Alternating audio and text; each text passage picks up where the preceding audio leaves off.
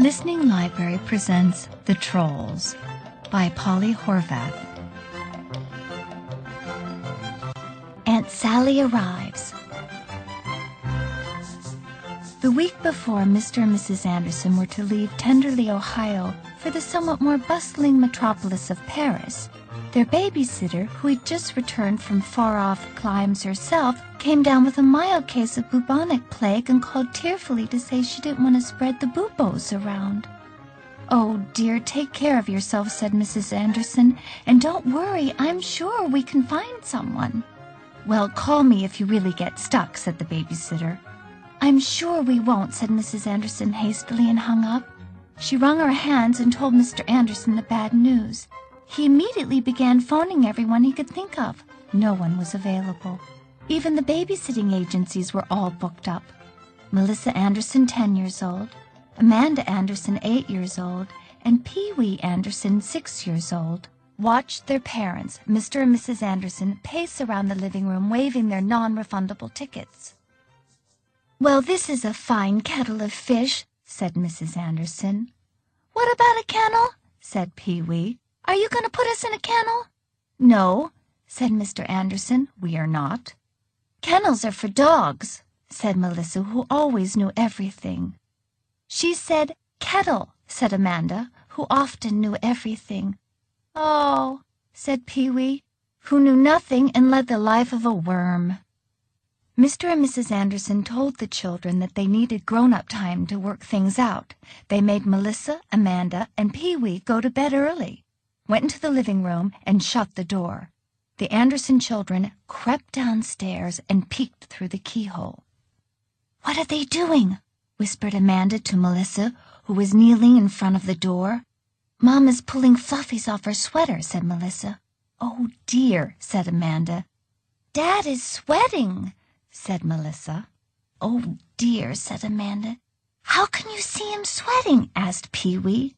"I don't see it, I smell it," said Melissa. "I have a great nose." "You would be happy in a kennel," said Pee-wee. "I'm not going to a kennel," said Melissa. "I thought we told you to drop that idea," said Amanda, looking sternly at Pee-wee. "Wait a second," the children heard Mrs. Anderson cry. "Mom's jumping around," said Melissa. "Let me look," said Amanda, shoving Melissa out of the way. Mrs. Anderson was clasping her hands rhapsodically. "There's your sister." "She's going to be in Chicago, remember?" said Mr. Anderson glumly. "No, not Lila. Sally," said Mrs. Anderson. There was a silence. "What are they doing?" "Let me," said Melissa, pushing Amanda away from the keyhole. "No, let me," said Pee-wee. He tried to push against Melissa, but she was rooted to the floor. "Daddy looks stunned," said Melissa. "Who's Sally?" asked Pee-wee. "You know, Aunt Sally. We get a Christmas card from her every year. It's a picture of a moose with tree lights strung on it." "Oh," said Pee-wee. "Do you think she'll bring her moose?" "It's not her moose, dummy. It's just a funny Christmas card," said Melissa. "Nobody has a moose. What do you think? It's her pet or something?" said Amanda. "A moose would make a nice pet," said Pee-wee. "She's not bringing a moose," said Melissa. The children returned to eavesdropping. "Absolutely not, Doris," Mr. Anderson said. "It's only for 1 week, Robbie. Just 1 week. We don't want to forfeit our tickets," pleaded Mrs. Anderson. "Why do you think Daddy doesn't want to call Aunt Sally?" "Wait a second. He's picking up the phone," said Melissa. "Maybe he's calling a kennel," said Pee-wee. "There will be no kennel," yelled Melissa so loudly that Mrs. Anderson, startled, made her way swiftly to the door and opened it. "What are you doing here?" she asked sternly. "Are you calling Aunt Sally?" asked Melissa. "Can't your father and I ever have any privacy?" "Aunt Sally doesn't really own a moose, does she?" asked Amanda. "Didn't I put you to bed a long time ago?" "Are you calling a kennel?" asked Pee-wee. "Do you know how late it is?" They stood staring at one another with a pile of unanswered questions between them until Mr. Anderson got off the phone and came to the door. He was pale. "Guess who's coming Monday night?" he asked. "Aunt Sally from Canada." Aunt Sally arrived late in the evening, the night before Mr. and Mrs. Anderson left for Paris. Mr. Anderson went to pick her up at the airport. Mrs. Anderson made sure the house was clean. There were lots of groceries, and the children looked neat and tidy. Every time she passed Pee-wee, Mrs. Anderson brushed his long hair out of his eyes. It seemed pretty pointless to Pee-wee, as his hair always fell forward again, but it made his mother feel better. There she is," called Mrs. Anderson when a pair of headlights came up the driveway. "Now look nice." Amanda arranged her features in a nice expression. Melissa tucked her T-shirt in her jeans. Pee-wee wiped the hair out of his eyes himself. Mrs. Anderson opened the door. "Why, Sally," she said, and stood beaming at Aunt Sally as if she wasn't sure whether they were on kissing terms or not. "Well, hello to you all. Bonjour, bonjour, as we of the bilingual country say," said Aunt Sally, grabbing Mrs. Anderson around the waist and pecking her heartily in the vicinity of her nose. At first the children thought Aunt Sally was a giant. Then Melissa looked down and realized that Aunt Sally was wearing very high heels. The shoes were thick and chunky and had laces that wound around Aunt Sally's legs almost up to her knees. That was the bottom half of her. The top half was mostly very yellow hair that was piled way, way up on top of her head like a tower. In between the top and the bottom was the gist of Aunt Sally. The gist was impressive enough. She had large, solid bones and more cheek space than most people. Her lips were thick and full. Her nose was a formidable entity, and her eyes had more sparkles than normal sparkly eyes. There just seemed to be more altogether of Aunt Sally. "These are the kids," said Mr. Anderson. The children thought he seemed kind of wary. "They certainly are," said Aunt Sally. "Melissa, Amanda, and Frank, right?" "We call him Pee-wee," said Melissa. "Well, it's none of my business, but I wouldn't let anyone call me that if my real name were Frank," said Aunt Sally, looking down at Pee-wee. "Why not?" asked Pee-wee, who was pleased as punch to be the first one spoken to. "Because then I couldn't say to someone, 'Let me be Frank.' It's a terrific play on words. Of course, it only works if everyone knows your name is Frank. 'Let me be Pee-wee' isn't even remotely funny, not even remotely. Besides which, it makes you sound short. And you're not short, dear. You're a regular giant. Why, if a boy your age was that tall in Canada, they would make him skip grade school and go right into the Royal Canadian Mounted Police." "Did you bring your moose with you?" asked Pee-wee. "No, I did not," said Aunt Sally. "Where would I keep him? In the bathtub? Not to mention trying to sneak him through customs." "What's customs?" asked Amanda. "It's a place where they open your suitcase and look at all your underwear," said Aunt Sally. "Would you like to see your room?" said Mrs. Anderson, briskly leading Aunt Sally away. "I don't believe she has a moose," said Melissa. "Does she, Daddy?" "Oh, she was kidding," said their father. "I think. Now, how about some cookies and milk and then bed? Tomorrow's a school day, and your mother and I want to have some quiet time with Aunt Sally to go over everything before we leave." "Aw," said Melissa. "Dad," said Amanda. "I want to hear about our moose," said Pee-wee. "A quick snack in bed," said Mr. Anderson, and that was that. Clam bite. Mr. and Mrs. Anderson left the next morning at the crack of dawn. The children shuffled around sadly during breakfast. "Don't worry, they'll be fine," said Aunt Sally. "How would you like to root through all my things when you get home from school? I won't even unpack." The children nodded glumly and went off to school feeling, as Amanda put it, a great missing lump in her stomach. When school got out, they still had great missing lumps, but they were able to look forward to getting home and ransacking Aunt Sally's personal belongings. True to her word, Aunt Sally hadn't unpacked. The children went into her bedroom and bounced on the bed next to the unopened suitcases. They waited shyly for Aunt Sally to suggest they open them. "Well," said Melissa, finally talking to the ceiling, but really directing her words at Aunt Sally, "what shall we do?" "I don't know," said Aunt Sally.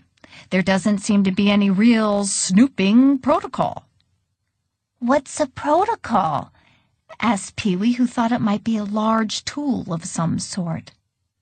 "It's sort of a formal agreement about things, such as first we will examine all of Aunt Sally's socks, and then we'll see if she brought any old love letters," said Aunt Sally. "Well, let's see now. What do we have here?" She opened the smaller suitcase, which was a hard-sided affair. "Ah, yes, my makeup and jewelry case. I don't suppose you're interested in that." "Yes, we are," said Melissa. "How do you get your hair like that?" asked Amanda. "My beehive bubble, you mean? Very tricky. Both of you girls have long hair. You could do your hair like this." "Show us on Pee-wee," said Melissa. "Yes, demonstrate on Pee-wee," said Amanda. Pee-wee looked alarmed.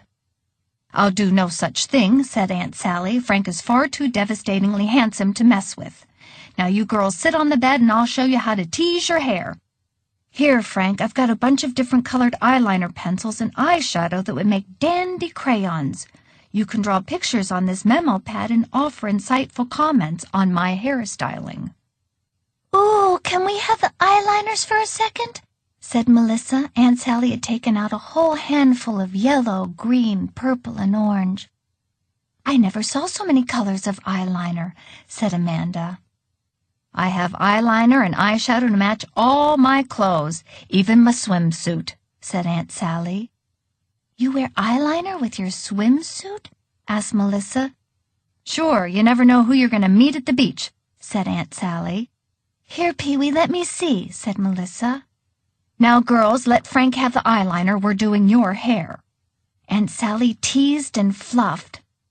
"I'd better hurry," she said, "because your mother gave me a schedule, and it says right here that at 4:30 Melissa has to practice her violin." "I don't really," said Melissa. "I mean, sometimes I can skip a day or two." "Well, I know all kids hate to practice, and musical instruments have been known to be pretty dangerous." "What do you mean, dangerous?" asked Pee-wee, looking up from the monster he had drawn with purple eyeliner and was now filling in with orange eyeshadow. "Surely your father has told you about the great disaster of 1967 on Vancouver Island, where we grew up? Surely he's told you about that." "No," said Amanda. "Doesn't he tell you anything about growing up?" asked Aunt Sally. "Well, some," said Amanda. "Not much," said Melissa. "Fancy that," said Aunt Sally, sweeping Amanda's hair into swirls, building a tower of hair higher and higher. "I suspect he doesn't want to scare you." "Are instruments in Canada dangerous? Where is Canada? Is Canada on Vancouver Island?" asked Pee-wee. "Hush," said Melissa. "If we told you where Canada was, it would be of no help to you whatsoever. Let Aunt Sally tell us about the dangerous instruments." "Frank, dear, we'll get out a map later, and I'll show you where Canada is. Canada is a big country, and Vancouver Island is on its west coast, right above Washington State." "That'll be no help to him. He doesn't know where Washington State is," said Melissa. "He doesn't know where anything is," said Amanda. "I know where Ohio is," said Pee-wee. "Of course you do, Frank. Now, where was I? It was the spring of 1967, and it all started with my brother, your Uncle John. John was a violinist like you, Melissa, and like you, he didn't enjoy practicing, but he did anyway, although when the weather got nice, he sometimes forgot because he was too busy playing 'Here Come the Caribou.' That's a Canadian game. Will you teach us to play it? Asked Pee-wee. Stop interrupting, said Melissa. Yeah, shush up, Pee-wee, said Amanda. I'd be happy to, Frank, said Aunt Sally. Anyhow, that spring he was supposed to take his grade 2 exam with the Royal Academy of Music. The Royal Academy of Music was based in England, which to a lot of Canadians was still a link with respectability. If you studied an instrument, your parents could pay an enormous fee for you to take an exam with the Royal Academy. It was a big deal.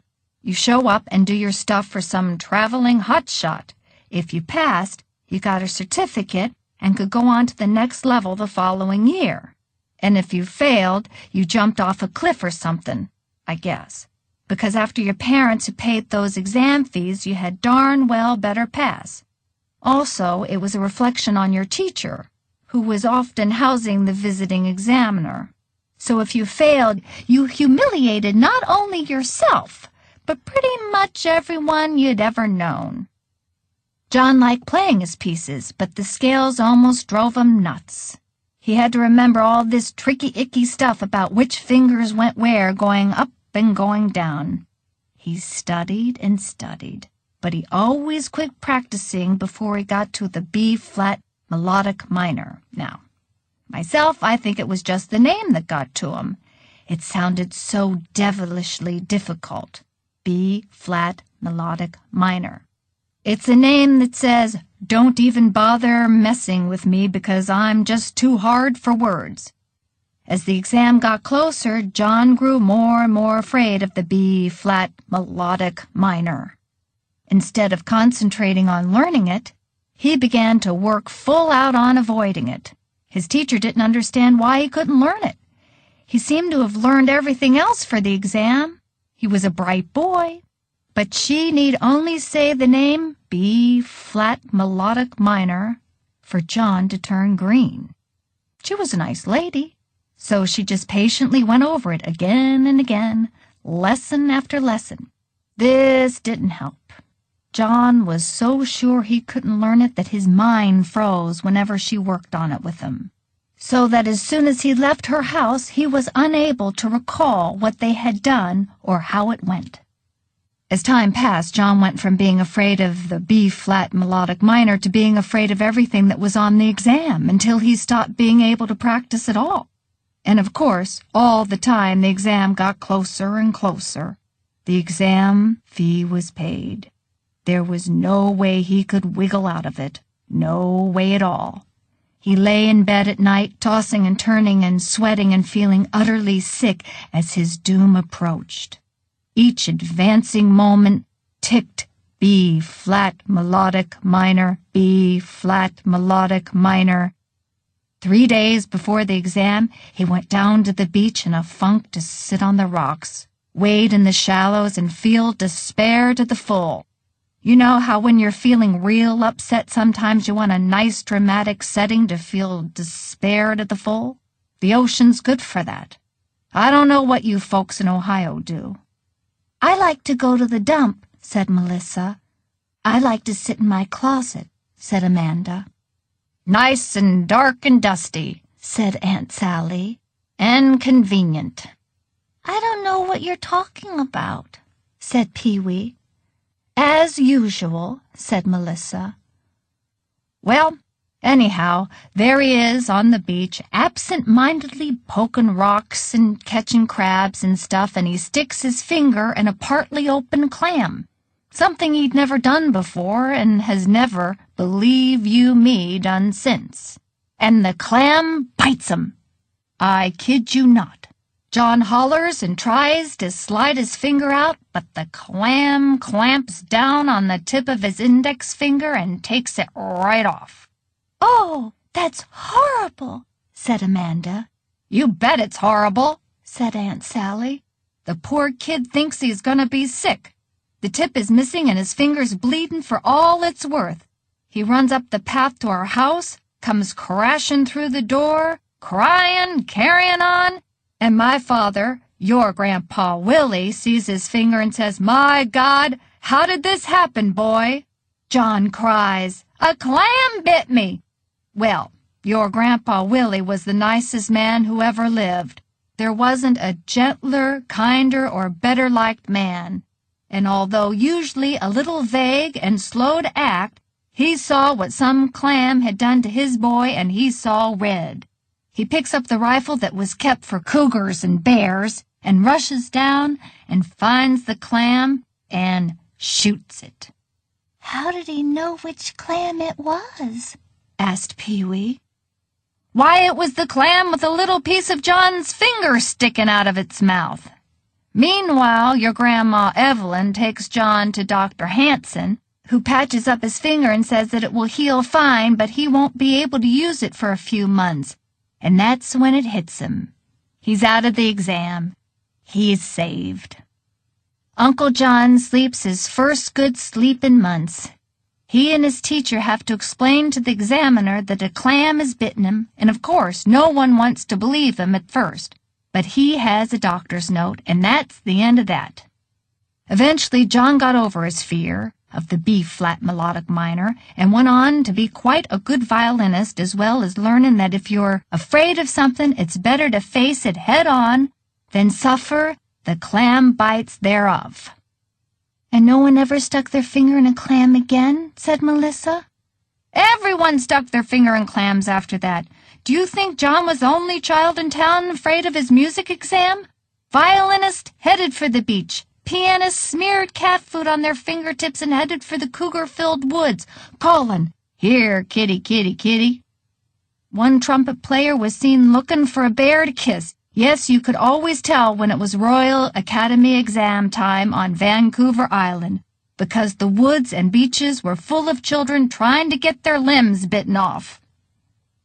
You're teasing, said Melissa. Well, anyhow, that's the way I recall it, said Aunt Sally, and that's how it was in the spring of '67. I could go on, but it's 4:30 and... Aunt Sally paused and surveyed her masterpieces. Isn't your hair something? Melissa and Amanda looked at their towering hairdos. I wish I had some long dangling earrings like yours, Melissa said. Well, you can't wear them and play the violin.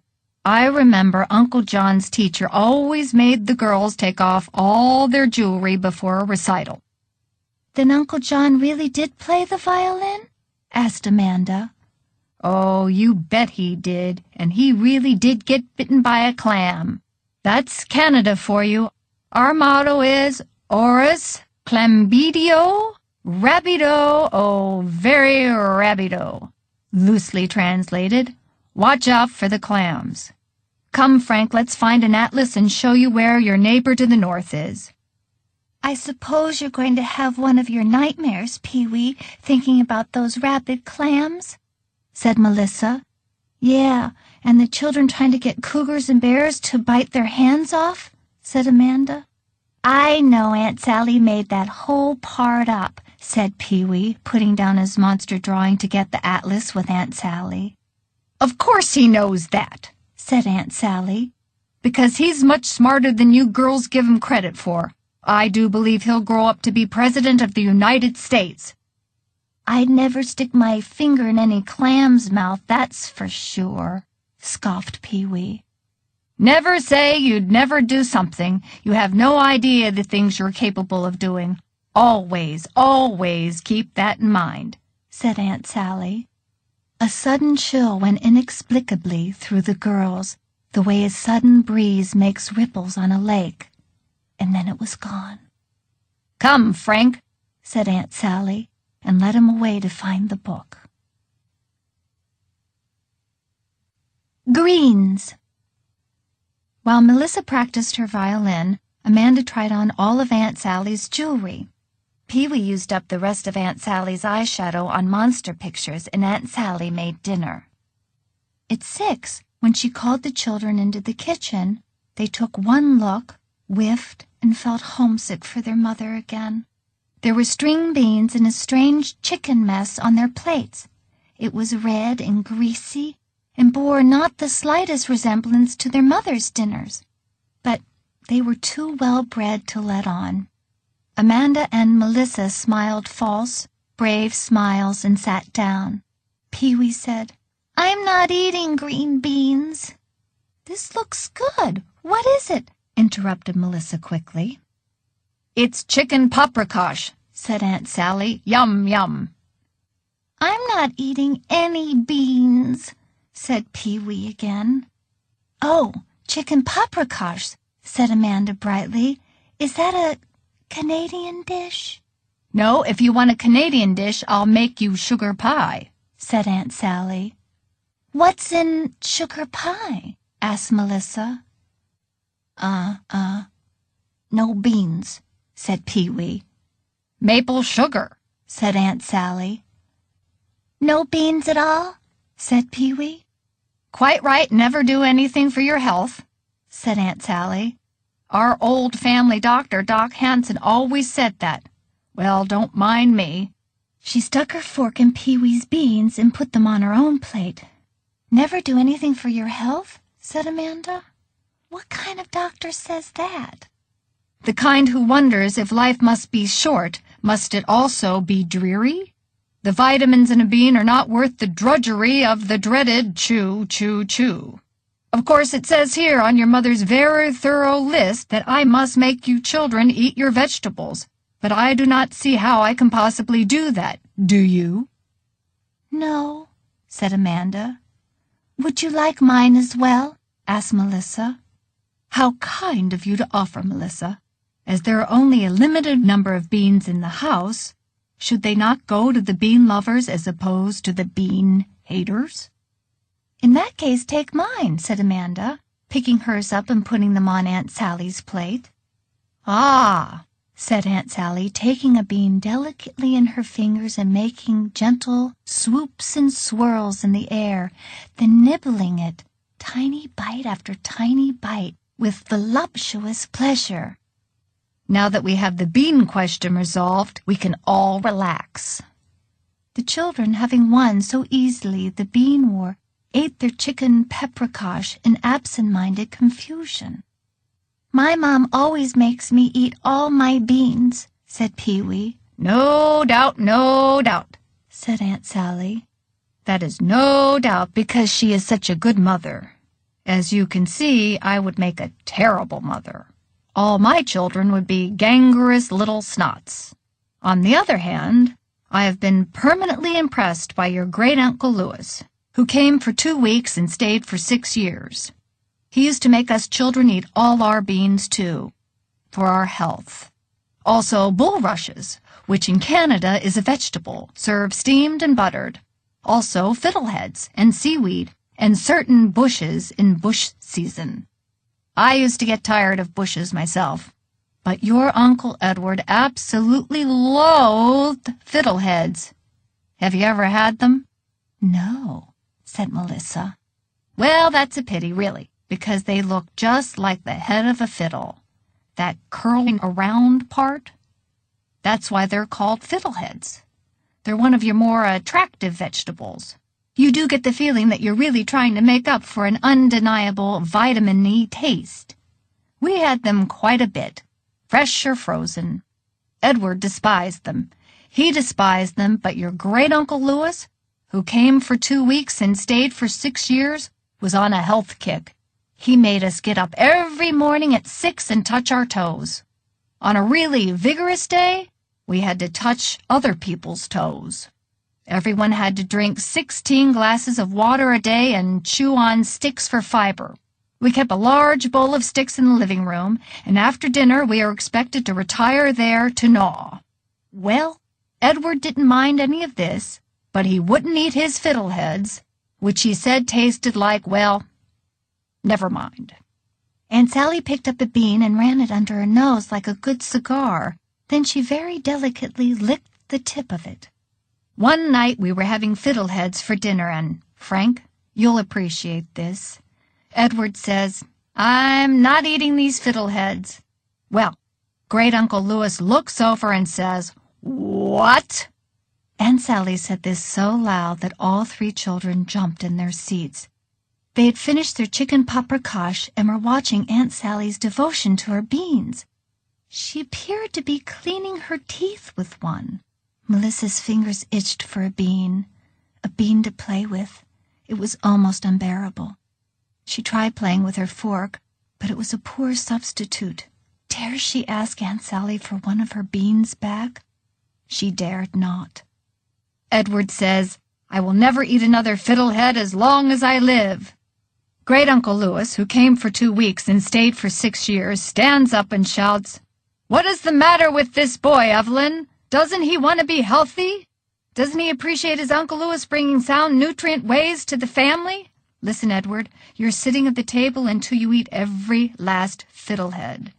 And someday you will thank me." Aunt Sally stopped because she was eating 2 beans at once, one out of each side of her mouth. She looked like a walrus consuming its own tusks. Pee-wee started to reach for a couple of beans but stopped. Even he knew you shouldn't grab food off your guest's plate. He shredded his napkin instead. Nobody told him he could play walrus with his beans. That put a whole new complexion on the bean issue. Your Grandma Evelyn didn't want to contradict a grown-up or a guest, even if it was her own brother, so she just sat there, looking uncomfortable. She and your Grandpa Willie ran a pretty happy-go-lucky household, and this business of sitting at the table until you finished your vegetables wasn't their style. She kept trying to change the subject, hoping Great-Uncle Louis, who came for 2 weeks and stayed for 6 years, would forget all about the fiddlehead matter. She tried suggesting that we leave the table and go into the living room to gnaw on sticks for a while, but Great-Uncle Louis would have none of it. "Evelyn," he said, "that boy must be taught healthy habits." The sun had set, and the kitchen was warm and cheerful in the glow of the overhead light.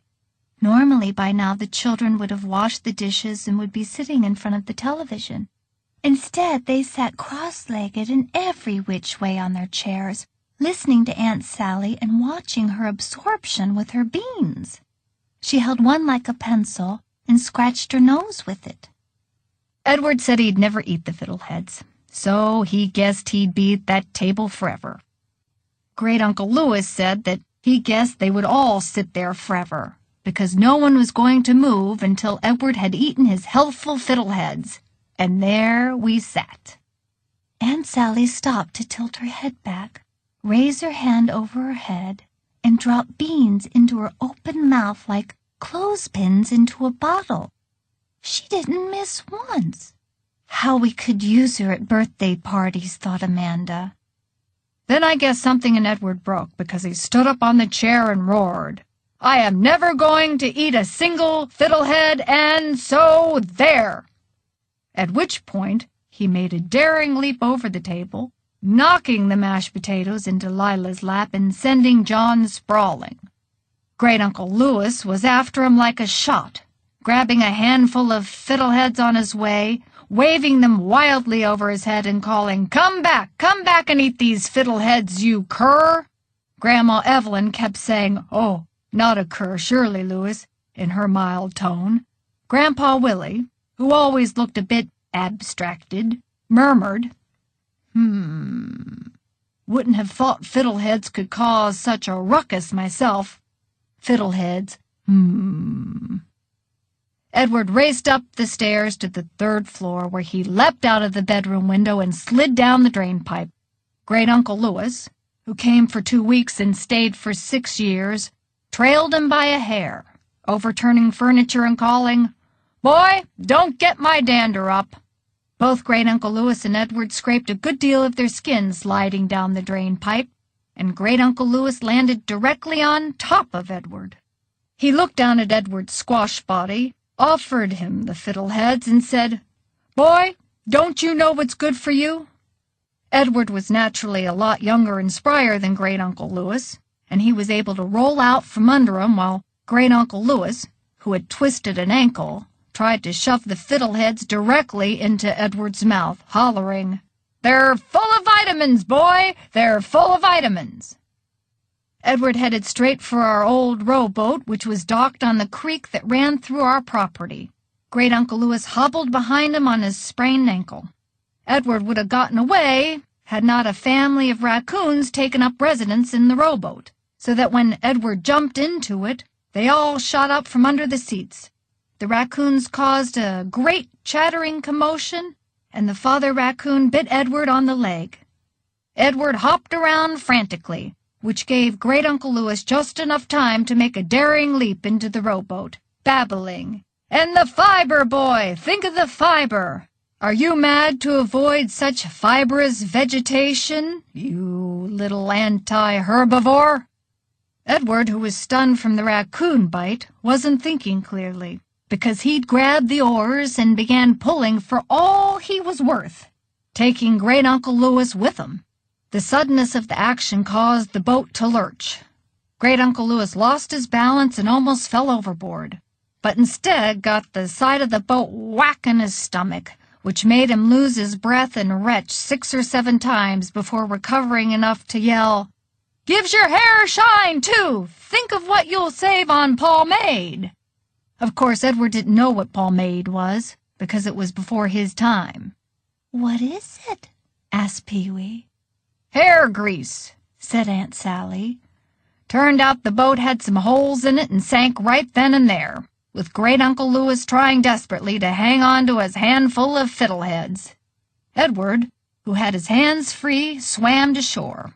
Of course, they both had hyperthermia by now, because it was winter and the creek was freezing cold. Edward struggled up and ran, a clear and clean getaway. Uncle Louis was drowning because he wouldn't release his handful of fiddleheads, but he still managed to call to the fleeing Edward, "Have you tried them with butter, boy? A little salt and pepper?" Edward turned around to give Great Uncle Louis a look because most of his sentence had dissolved into blub, blub, blub, as he went under for the 3rd time. And in glancing back, he didn't see a tree root, fell over, and split his head open on a rock in the path. When Grandpa Willie and Grandma Evelyn finally caught up to them, hauled them both up, and got them to the doctor, poor Doc Hansen didn't know what to attend to first: the hypothermia, the sprained ankle, the raccoon bite, the missing skin, the near drownness, or the split-open head. "I'm sorry," Melissa interrupted, "but are there any more beans in the pan?" "No, I don't believe so," said Aunt Sally, who was using 2 beans as knitting needles. Knit, knit, knit, nibble, nibble, nibble. "My God," Doc Henson says, "how did this happen?" So then Grandma Evelyn tells him about the fiddleheads. "Vitamins," moaned what was left of Great Uncle Louis. That's when Doc Hansen says, "Never do anything for your health." Aunt Sally popped the last bean in her mouth, smiled, and burped. "Excuse me," she said. "I want beans," said Pee-wee. "Beans, Frank? Surely not. You know what we'd have then. Frank and beans," said Aunt Sally, pounding the table in mirth. "Please, can you make some more beans and tell some more stories?" asked Melissa, bending over to address Aunt Sally, who was giggling, her forehead resting against the kitchen table. "We need beans. We need many beans now," said Amanda, who wanted to knit and nibble. "You are the strangest children I ever saw," said Aunt Sally, lifting her head to look at them. "If you wanted beans, why did you give me yours? There aren't any more beans. Your mother left only that 1 bag. How about some ice cream instead?" "Can't we go to the grocery store? We have time before bedtime," said Amanda. "It's too far to walk at this hour, and anyhow it'll be closed by now, I would think," said Aunt Sally. "We can at least check," said Pee-wee. "Wait, maybe we can order out," said Melissa. "What about Chinese food? Do they have beans?" "Not green beans," said Amanda. "We could get pea pods, but I don't think it would be the same." "Maybe there are some cans of beans in the cupboard," said Amanda, getting a chair, climbing on the counter, and searching the top shelves. "Maybe there's some in the big freezer," said Melissa, running downstairs. "Maybe there's some in the fridge behind the other things," said Pee-wee, opening the refrigerator and throwing things out over his shoulder in the hunt for hidden beans. "Hey!" said Aunt Sally when a herring landed on her foot. But no one found any beans. "It's awfully late," said Aunt Sally. Your mother says right here that Frank has to be in bed by 7:30. No beans, said Melissa. I can't stand it.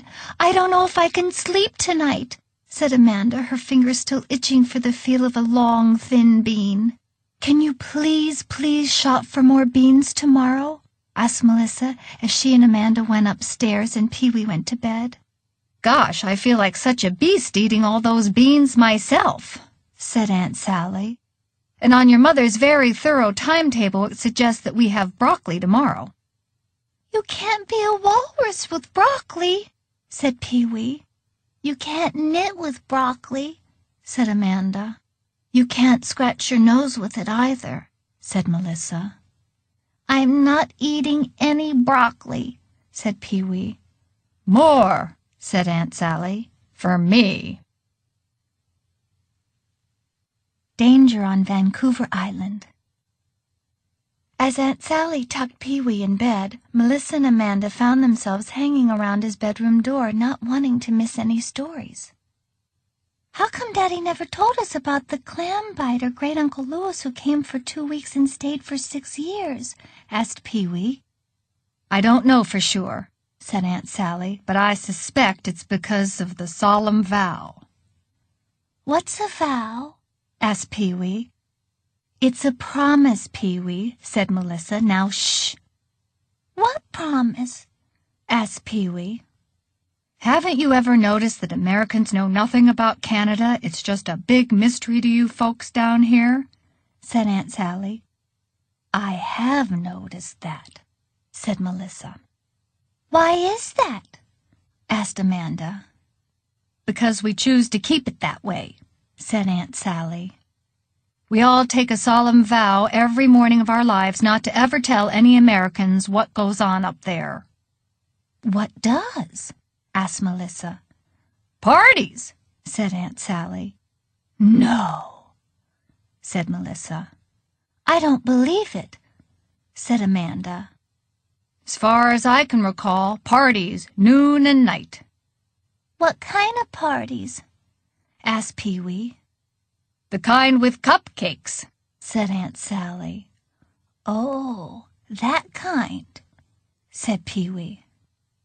How come they don't want us to know about their parties? For a very good reason. Canada is a big country in terms of land, but it's not as big as the United States in terms of people or power.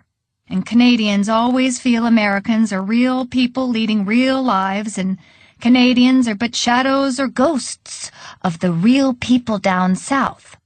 It worries them.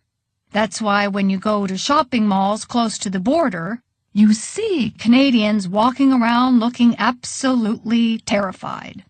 They turn their heads from side to side, watching to see how Americans act. They restrain their impulse to leap into shopping carts and race each other up and down the halls.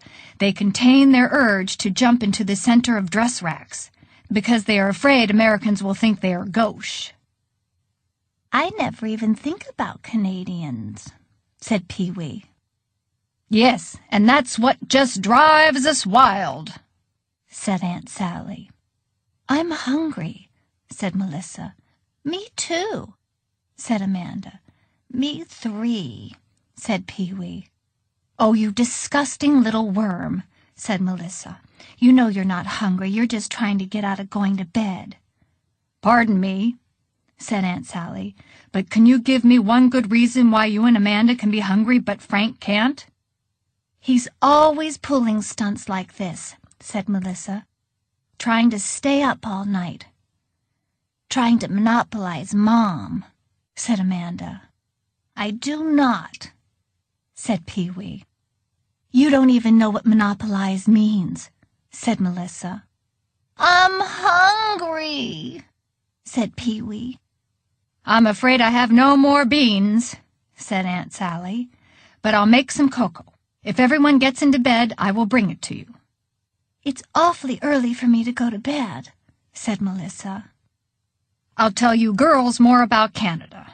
What fun! Aunt Sally makes geography come alive, said Aunt Sally. And tomorrow, Pee-wee, I'll tell you about Canada.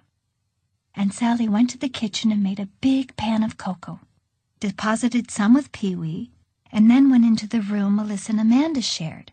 She pulled up a chair between the twin beds, and they all sipped cocoa and listened to the rain beginning to fall.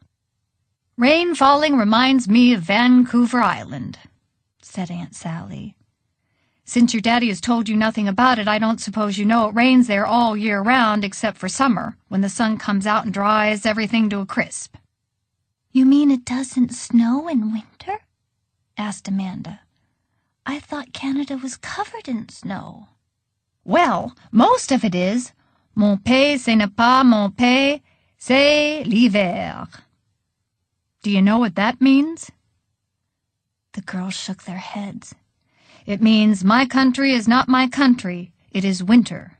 They say that accounts for a lot of who Canadians are, these long, dark winters. On the island we have long, dark, rainy winters. But the Japanese current, you probably don't know about that either." The girls shook their heads. "It's water that flows over from Japan, warming the island so that it's rainy and foggy all winter instead of snowy." "That must be kind of depressing," said Amanda, thinking no sledding, no skating, no snowmen. "Nope, it's not," said Aunt Sally. "You know what it's like? It's like living underwater. Did you ever go swimming in a lake or the ocean in the summer and the water is such a perfect temperature and it feels so good all around you, dripping from your bangs, swirling around your legs, wetting your lips, that you imagine yourself building a little house like a mermaid and living in the water forever, never getting out? And when you do finally get dragged back to land by your mother at the end of the day because she wants to go home and make supper, it is unbearable to leave the life and the movement of the waves. That's how I feel in the rainy season. I am back to my childhood and I'm swimming and swimming, dripping, submerged in water. Oh, how wearying it is when June comes and the sun shines long, dusty day after day. In October, when the first foghorns begin to bellow, the beginning of the rain, my long summer sick soul awakes." Amanda and Melissa looked at each other from their beds. "My," said Melissa. "You do have a way with words," said Amanda. "Anyhow, when your daddy and I were growing up, we lived right in the middle of the woods. Have you seen the paintings by Emily Carr?" The girls shook their heads again. "She painted the woods around us. Huge, dark trees, great hollow echoes of quiet. Forest of Douglas fir going down to the ocean where waves crash against boulders. Look one way and you see the tall Olympic mountains. Look another way and you see the jagged, ghostly lavender outline of the Cascades." "It sounds idyllic," said Melissa, who knew a lot of fancy words. "It pretty much was," said Aunt Sally. "It pretty much still is." "How come Daddy never tells us about it?" asked Amanda. "I mean, I know you were teasing about that solemn vow business." Aunt Sally finished her cocoa and looked slowly around the room. "Well," she said, as though she were trying to decide whether to tell them something or not. Or maybe just trying to decide how to word it.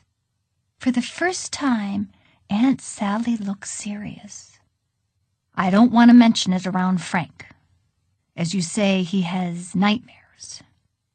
But I suspect it's because of the trolls." The girls sipped their cocoa and waited for Aunt Sally to go on. Amanda hoped she would tell them a long, outrageous story about trolls. Melissa wanted to see Aunt Sally's more than normally sparkly eyes do their thing. But they didn't. Instead, Aunt Sally looked out the window, where the rain was washing the big yellow leaves off the oak tree. "I don't want to give you girls nightmares either," said Aunt Sally. "I never get nightmares," said Melissa. "Me either." "Hardly ever," said Amanda. "I love living on Vancouver Island, but growing up there was especially wonderful," began Aunt Sally dreamily. We had a big old clapboard house with a wraparound porch that was surrounded by trees, except for the side where our neighbors, the Hoffners, who never spoke to us, lived. We had paths on our property that led down to the sea, and I'd get up every morning to run down to see the ocean. It got so I felt the tides wouldn't change without me. The ocean's different every morning. Sometimes it's pulled back with hard, flat sand to walk on, and seagulls looking for mussels and clams to open by dropping them on rocks. Other times, it's pulled up to shore like a bed that's just been made. Sometimes the sun sparkles on the water in a New World way, and the other times fog rolls in like a cozy fleece blanket over the beach. And I loved the woods, too. They were full of cougars and bears, of course. I never saw a cougar, though most people I knew had seen one. I saw a black bear once. It was running across the road, and it ran so fast that I realized if I ever had an altercation, there's a word for you, Melissa, with a bear, the bear was going to win. Even now, the tourist bureau in town gives hikers bear pamphlets they can refer to as they run for their lives. What to do when you meet up with a bear in the woods. You can't outrun it. They warn you. Bears can go 35 miles an hour, even faster. Don't try to escape by climbing a tree, because bears climb trees routinely. What should you, trying to be a responsible hiker and preserve your life, do? Don't bother playing dead. Bears would just as soon pick at your lifeless body. You might try acting very big, waving your arms around over your head and making ferocious noises. It probably won't work, but you can't say you haven't given the venture your all. Their best advice is try not to meet up with any bears in the woods. Have a nice hike. I never read one of those pamphlets without saying to myself, just what knothead printed this worthless thing anyway? Did you ever know anyone who was eaten by a bear? Asked Amanda. No, I did not, said Aunt Sally. And I always think the lack of sensational bear attacks comes as a constant disappointment to the person who distributes these pamphlets. One gets the feeling he simply lives for the day they find an entire disemboweled family. What's disemboweled? Asked Amanda. Gutted, said Melissa. Oh, gross, said Amanda. No sense mincing our words, said Aunt Sally.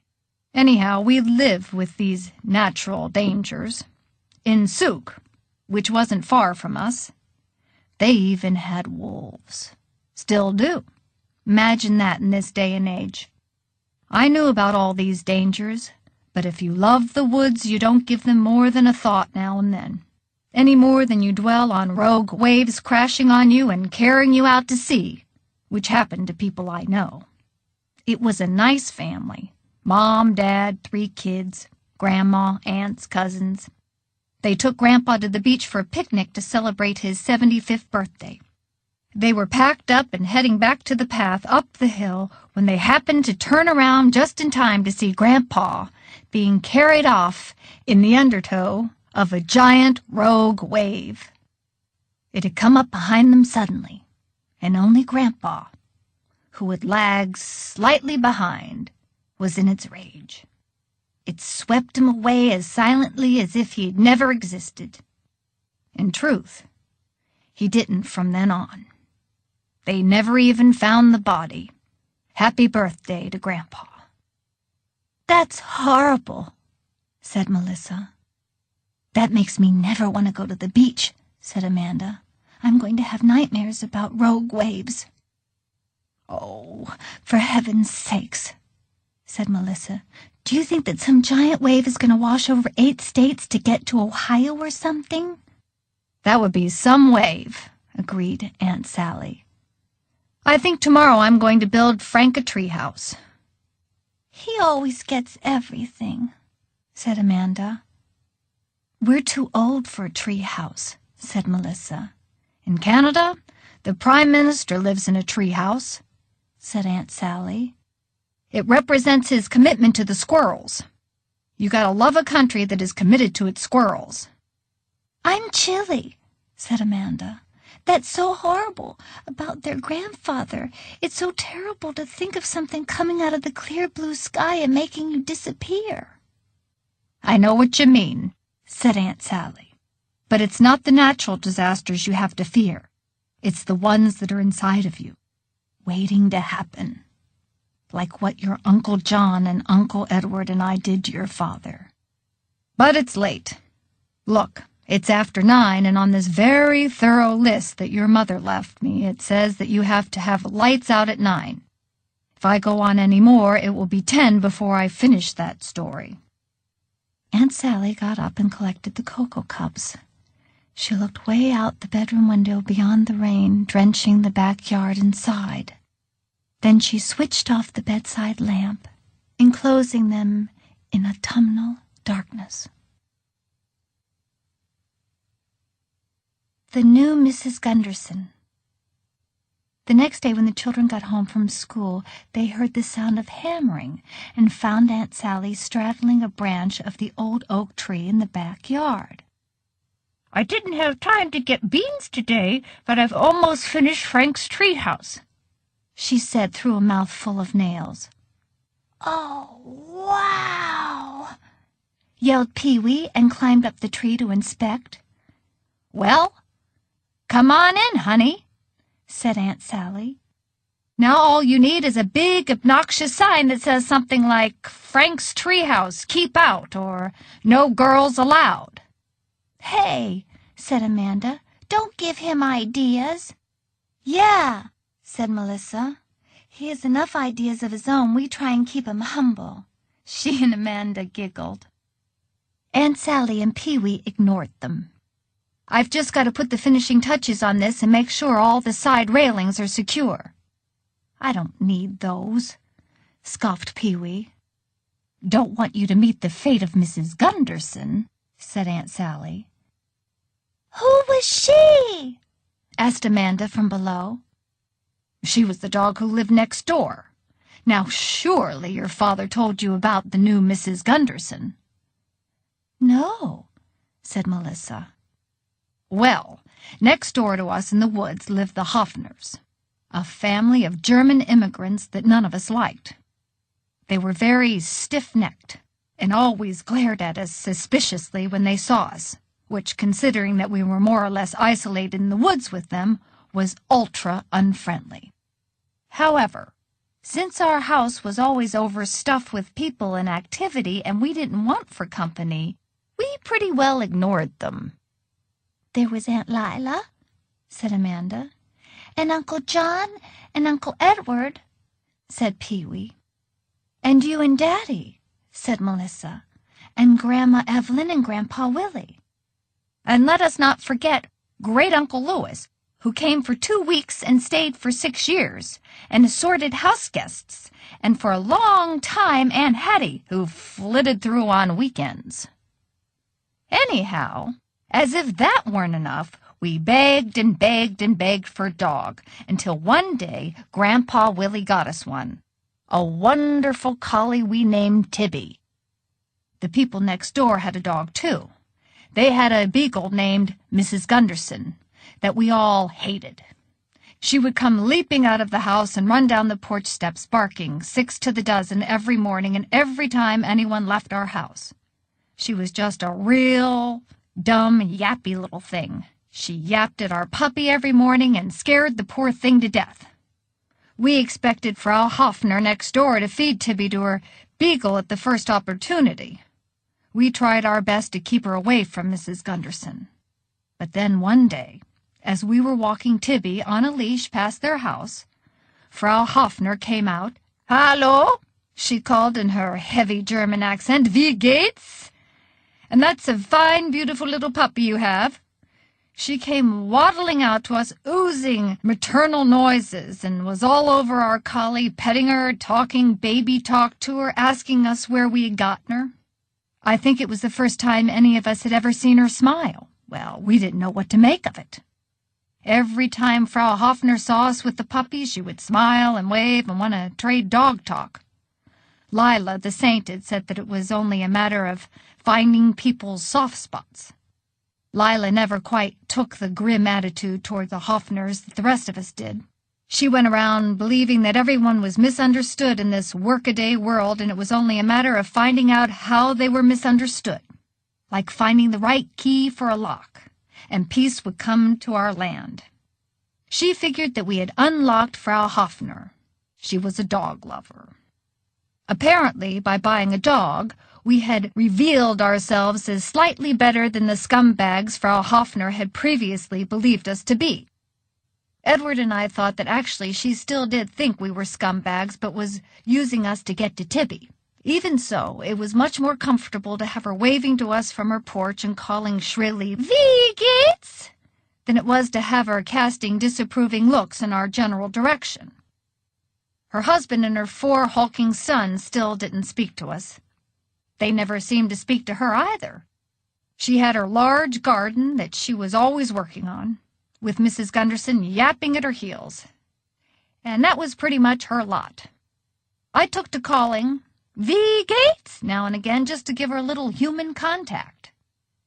While this was all going on at the human level of discourse, at the dog level things remained unchanged.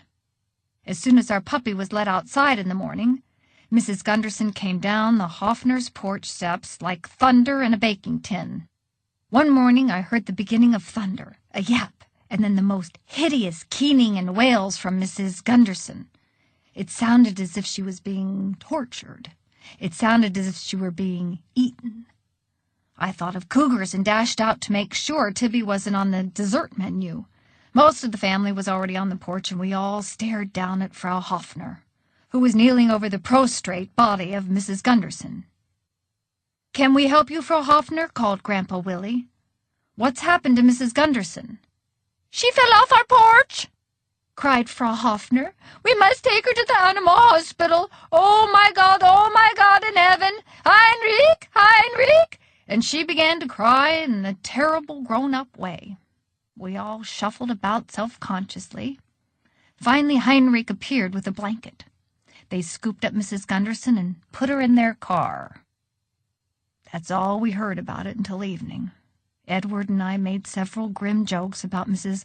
Gunderson's crutches, Mrs. Gunderson's wheelchair. We felt that tripping while racing down the porch steps was a kind of poetic justice, and we hoped that when Mrs. Gunderson got back from the animal hospital she would be housebound for a few days to reflect upon her ways.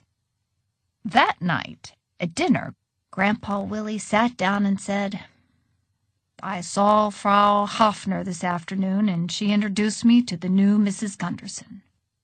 There was a silence at the table. Mrs. Gunderson broke her back when she fell and had to be put down. Frau Hoffner has bought a new puppy, a collie this time. "Evelyn, these are wonderful potatoes." Edward and I looked at each other across the table. We felt like a couple of skunks. We never once, while making jokes, considered the possibility that Mrs. Gunderson might have been killed.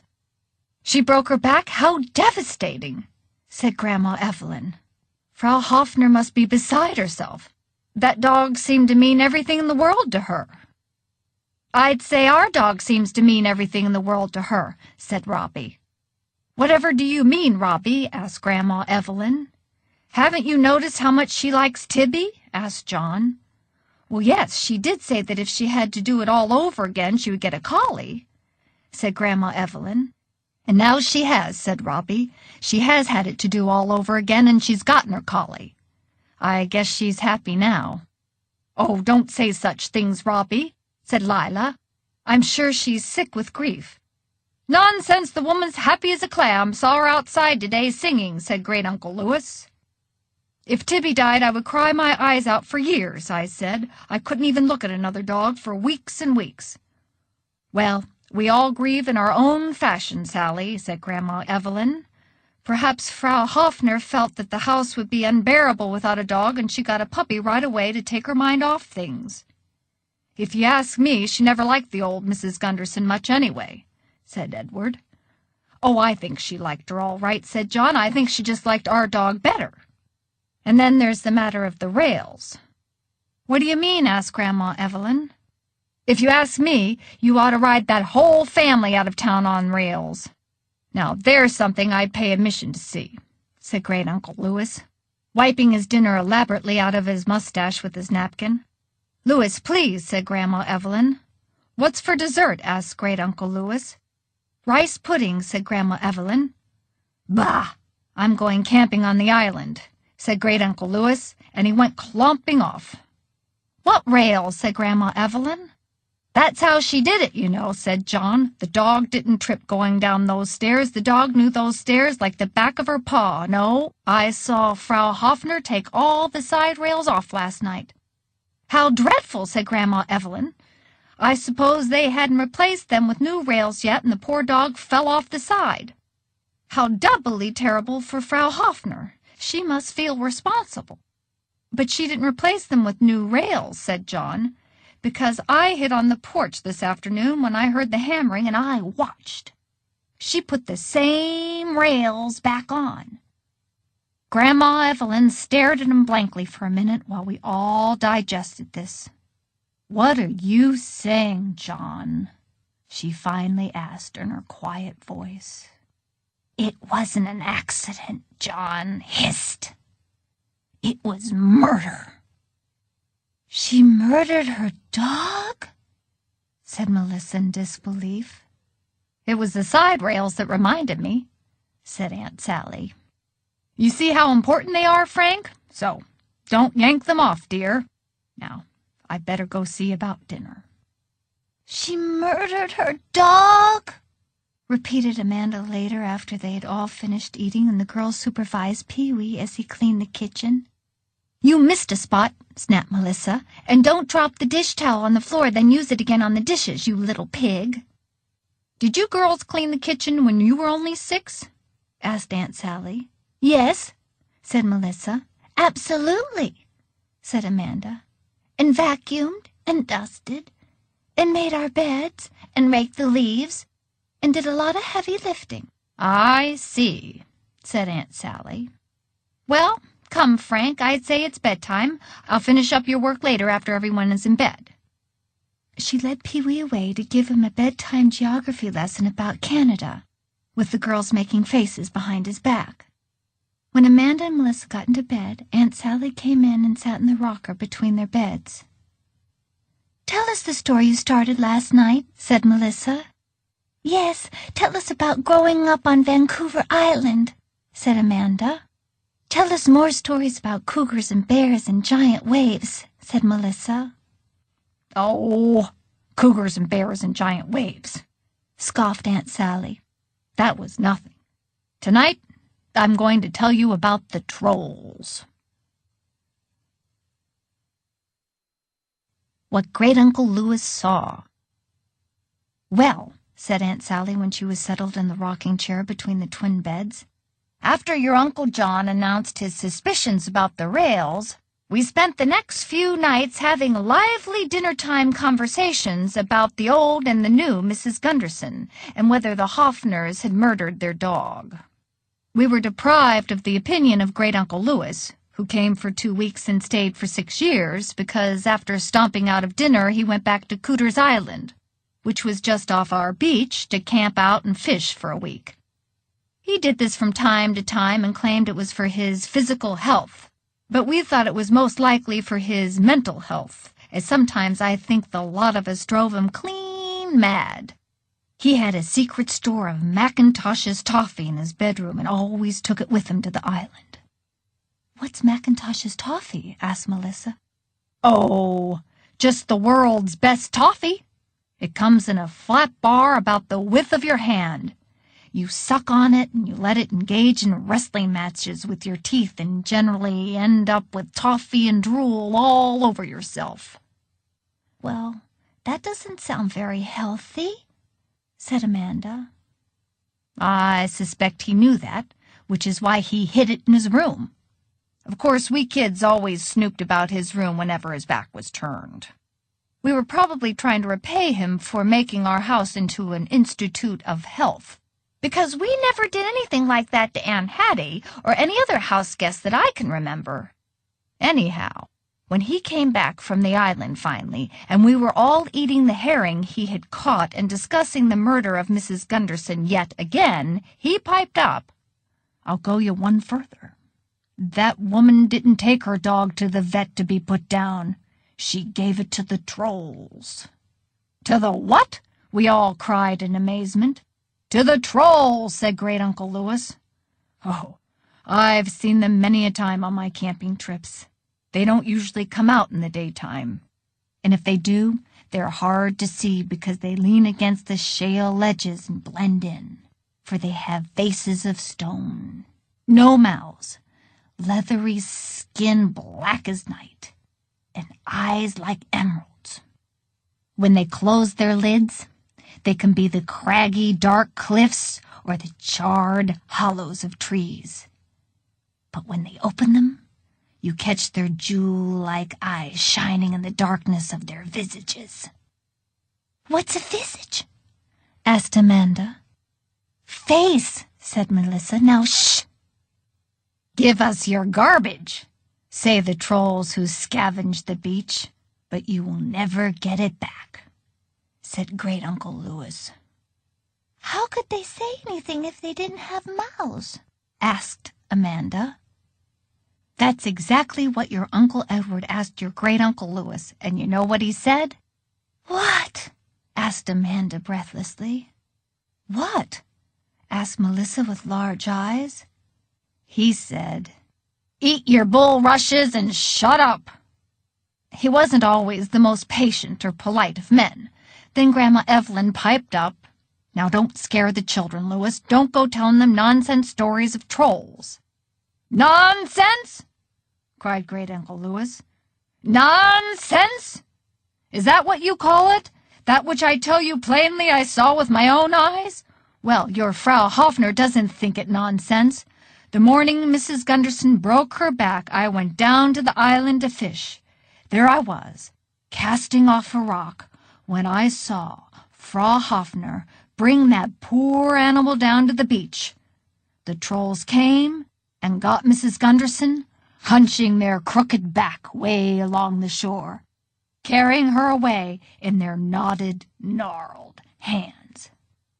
"Why didn't you tell us this the other night?" asked Edward. "I said I saw the woman singing, didn't I?" said Great-Uncle Lewis.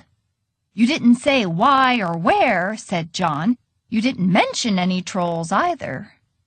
"I was biding my time," said Great-Uncle Lewis, leaning back in his chair and looking down his nose at us. "Well, if she was going to give her dog to the trolls, why'd she bother to break its back?" asked Edward. "Because her mind is diseased," said Great-Uncle Lewis, "from lack of greens." Edward made a snorting sound of disbelief, and Great-Uncle Lewis bellowed, "Are those bulrushes I see on your plate, sir?" "Let's all settle down some," said Grandpa Willie. "Well, I think Frau Hoffner was just devastated when Mrs. Gunderson died," said Lila. "As devastation goes, it was pretty darn short," said John. "Yeah, like less than 24 hours, I said. "And I certainly don't believe in silly mythical creatures like trolls," Lila went on. She was the oldest of us and long past fairy stories. "There's nothing silly about them, girl. They answer to the blackest evil in our hearts," said Great-Uncle Lewis. "Oh, Lewis, stop," said Grandma Evelyn again. "The children should know about evil, Evelyn," said Great-Uncle Lewis. "To guard against it, we must be ever vigilant and eat our greens." Then we all went into the living room to gnaw on sticks. We were gnawing away when Great-Uncle Lewis said, "I've seen many with minds diseased from lack of greens, hauling their loved ones down to meet the trolls." "I don't think Reverend McKinley or any of the other pastors in town would approve of this talk, Lewis," said Grandma Evelyn. "I'm sure there's enough frightening evil in the world without making up trolls for mercy's sake." "Reverend McKinley, I say it's a good thing you aren't a parishioner at his church." "There's a man who's left a few things for the trolls," said Great-Uncle Louis. "Louis, please," said Grandma Evelyn. "Well, if you don't want to face facts, Evelyn, I'll not be responsible," said Great-Uncle Louis, and he broke into 2 sticks at once with great cracking noises. Grandma Evelyn didn't mind his gnawing sticks, but she always winced when Great-Uncle Louis crunched 2 at once and spit pieces of bark into the fire. She murmured something about mending to tend to and left the living room. "What did he leave to the trolls?" asked Robbie. "His wives, for starters, all 4 of them," said Great-Uncle Louis. "Barnyard animals, compost, rotten leather harnesses. Once he got started, there was no stopping him." "Why did he leave compost?" asked John. "No one throws out compost." "Because the trolls wanted it." Quite a little relationship he developed with those trolls after wife number 4. "They took her away screaming," said Great-Uncle Louis. "Oh, honestly," said Lila. And this time she left the room. "Why would he give her away?" asked Robbie. "Why would he give any of them away?" "Well, I guess that's just his little secret, isn't it? Pass me another stick. Darn good sticks tonight." "I don't believe it," snorted Edward. "And that's just for starters," continued Great-Uncle Louis. "There was the Billings family. Now, that was a sorry thing to witness. I was on the island, hoping for a peaceful evening, when down comes little Amanda Billings, dragging her teddy bear. She leaves it for the trolls and goes back up the hill. I shook my head sorrowfully. An innocent mistake of youth. Nope. There's a child, I said to myself, who's pushed away her spinach 1 too many nights. It ate away at her brain. It corroded her very being. It annoyed her parents." "How do you know?" asked Edward. "Maybe they didn't like spinach either. A lot of people don't like spinach." "Silence!" The next night, who should come down the hill but Amanda Billings' babysitter, dragging Amanda and leaving her on the shore. The plot thickens, I said to myself. An hour later, Mr. and Mrs. Billings came down, dragging Amanda's babysitter. The babysitter cried, "I didn't want to do it, but she kept asking and asking for juice. How many times can I be expected to pour juice? Sometimes I'd pour it and she wouldn't even drink it." But Mr. and Mrs. Billings didn't give a fig for excuses. Then the babysitter's parents brought Mr. and Mrs. Billings down. Then Grandma and Grandpa Billings brought the babysitter's parents down.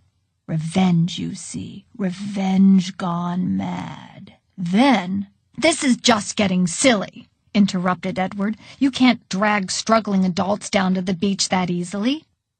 Spoken like a bulrush avoider. If you'd seen what I'd seen, old women leaving their ancient mothers on shore. In-laws piled up like kindling. It was a dark season, the springtime of the Billings revenge. Like a disease. Soon the whole town might have been destroyed, left to the scavengers. But something stopped it. "What?" asked Edward skeptically. "The arrival of fresh asparagus, 10 cents a pound. Who could resist? Soon everyone was eating it. It put a stop to the madness." "Are you trying to say a whole town was saved from evil by a new crop of asparagus?" asked John, choking with barely suppressed giggles. "Yes, I've seen it all," said Great-Uncle Louis, who either didn't hear John or chose to ignore him. "I've seen it all from Cougar's Island. And I saw that woman bring her dog down and give it to the trolls and go up the hill again singing." We sat silently for a minute, listening to the crackle of the fire. Finally Robbie said, "I believe you, Great-Uncle Louis. I believe Frau Hoffner gave Mrs. Gunderson to the trolls." "Aye, Robbie, you always were the pick of the litter," said Great-Uncle Louis, which was bad enough. But the next thing we knew, he had given your daddy a Macintosh's toffee bar. Well, your daddy was the spoiled baby in the family.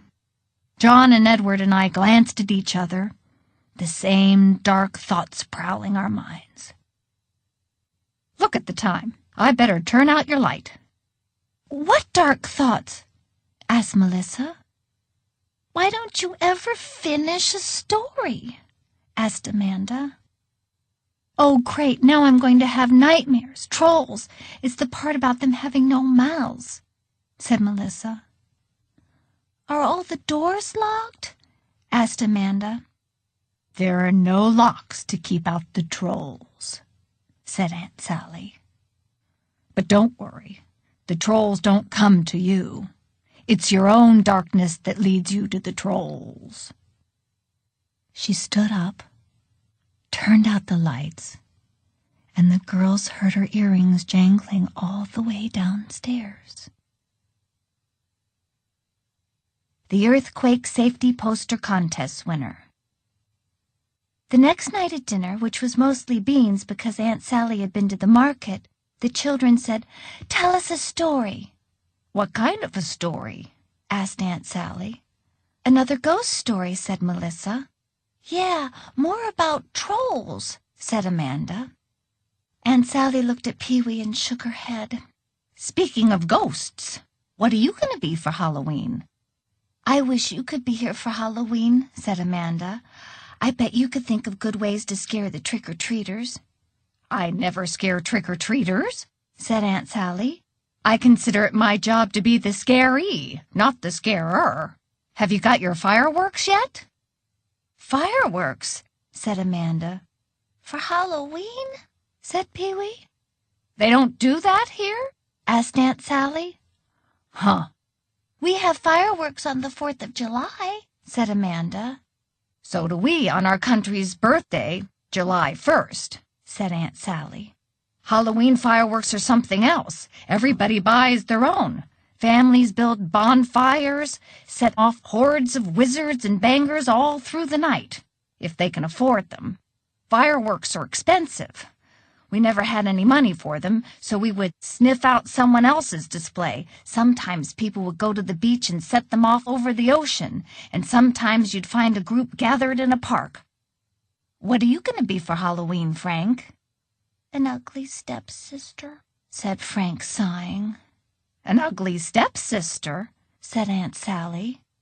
We're going as the ugly stepmother, that's me, and the 2 ugly stepsisters from Cinderella, said Melissa. Aren't you going to show me your costumes? Asked Aunt Sally. We haven't exactly put them together yet, said Amanda. There aren't enough things in the dress-up clothes box. I'll show you the fairy tale book, how we want them to look. Amanda ran upstairs, got her book, and opened it to Cinderella. Said Aunt Sally, eyeing it critically. That shouldn't be too hard to do. I can go material shopping tomorrow. I am having trouble finding ways to fill my days until you get home from school. Let me do a sketch. Got any paper? When Amanda brought paper, Aunt Sally, with a few deft strokes, drew a wonderful dress for the stepmother. Then she looked at Amanda and drew an elaborate dress for her. Now, Frank, a dress for you. I want to be a ghost, said Pee-wee. Hush, said Amanda. Shut up, said Melissa. Such language, said Aunt Sally. They won't let me trick-or-treat with them unless I put on a dress, said Pee-wee. Pee-wee, said Amanda.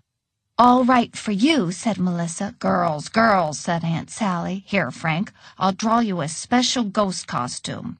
We can get some fluorescent tape and do a glow-in-the-dark design. Amanda glared at Pee-wee. Melissa glared at Pee-wee. Pee-wee sighed. Just draw me a dress, he muttered. I'll try to make it a particularly masculine dress, Frank, said Aunt Sally. More beans, anyone? Everyone was full, so Aunt Sally started to clean the kitchen and sent Pee-wee upstairs to get ready for bed. You never told us a story, said Amanda as she helped Aunt Sally load the dishwasher. So I didn't. Well, let me get Frank settled for the night first. When Frank had gone to sleep, Aunt Sally came in and sat in the rocker. Where did you learn to draw like that? Asked Melissa. I didn't really learn. It's just something I could always do. It was a good thing, too, because when I was a child, I thought it was the only thing I could do that was special. I wasn't a particularly beautiful or brilliant child. I couldn't play the violin like John. I wasn't saintly like Lila.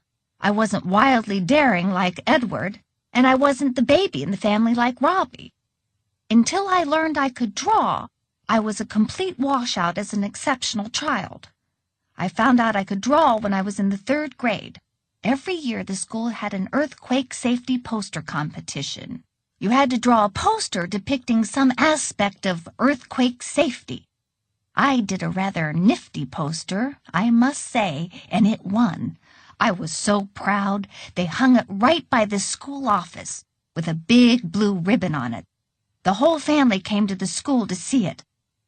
Grandpa Willie bought ice cream for dessert that night, and my, wasn't I Queen of the May. I won the next year and the year after that.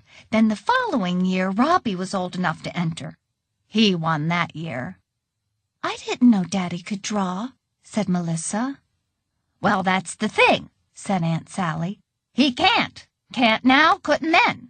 Nobody seemed to think his winning was quite as incredible as I did, and yet, in a way, I had instigated it. What's instigate? Asked Amanda.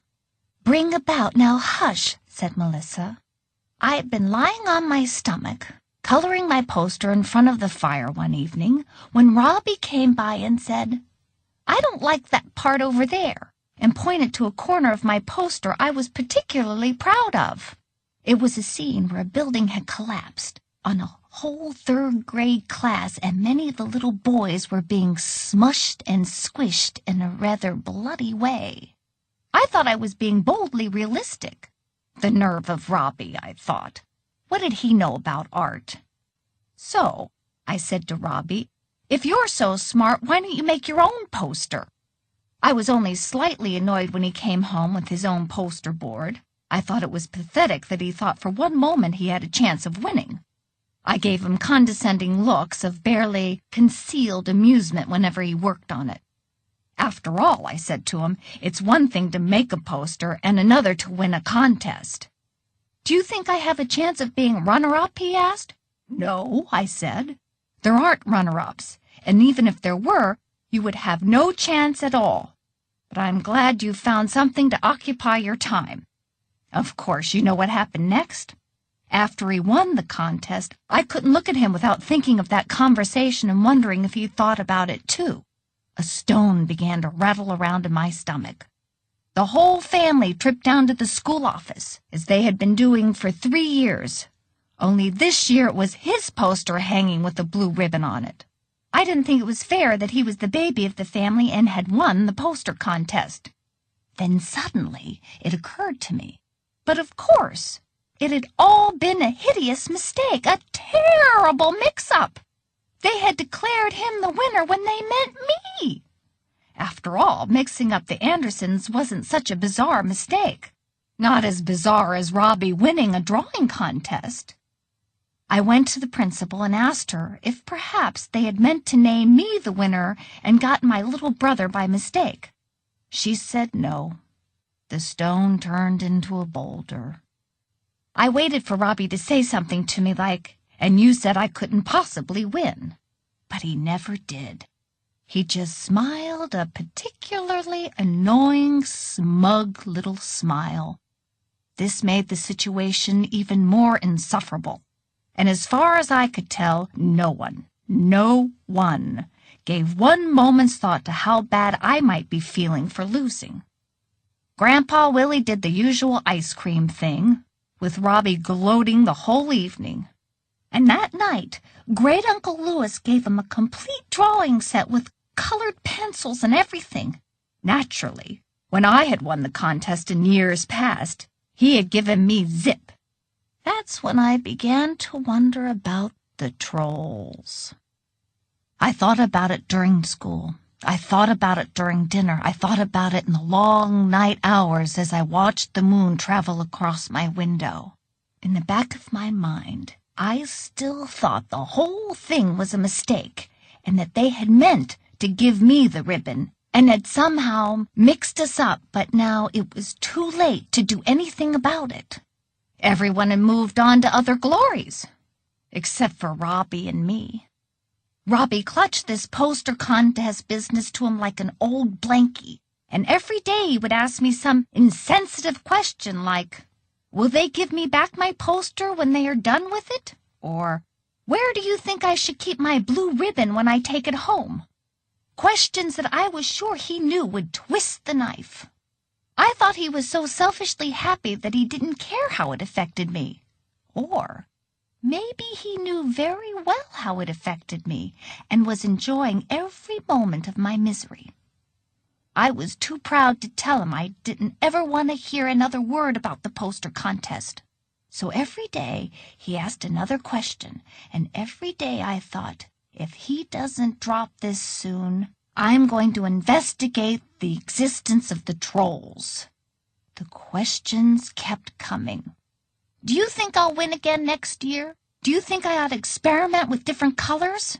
Maybe make it only 2 colors? Maybe there are other poster contests I could enter. So I said one day when Edward and John and I were scrambling over boulders down by the sea, sticking our fingers in anemones and catching crabs, "So, you think there are really trolls down here among the rocks?" "Nah," said John. He wouldn't stick his fingers in anything anymore, not even anemones. But he held the bucket for us to put the crabs in. Just one of Uncle John's weird notions. "Suppose there are, though," I said. "Well, suppose there are," said Uncle Edward. "Don't you want to find out for sure?" I suggested, not looking at them, but scooping up crabs. "How?" asked Edward.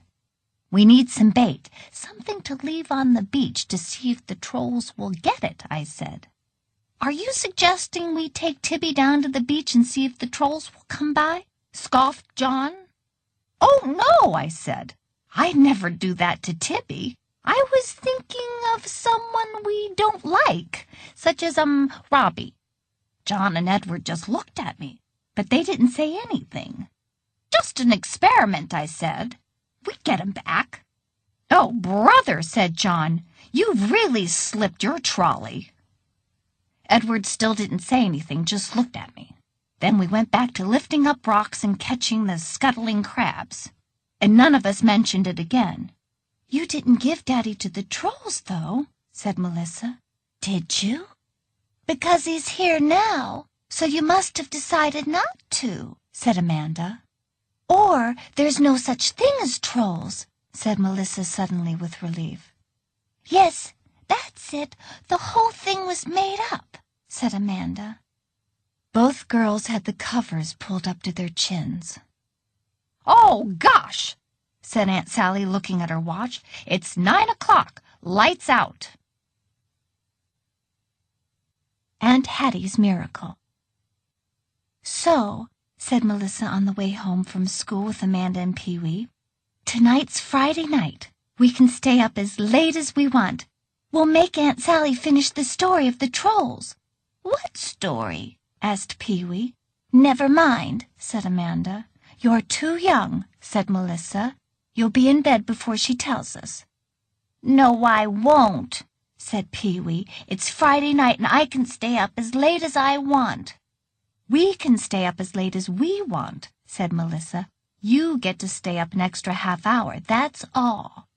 The children climbed up the porch steps and threw open the front door. Aunt Sally was peering in the hall mirror, doing something to her eye. "What's that?"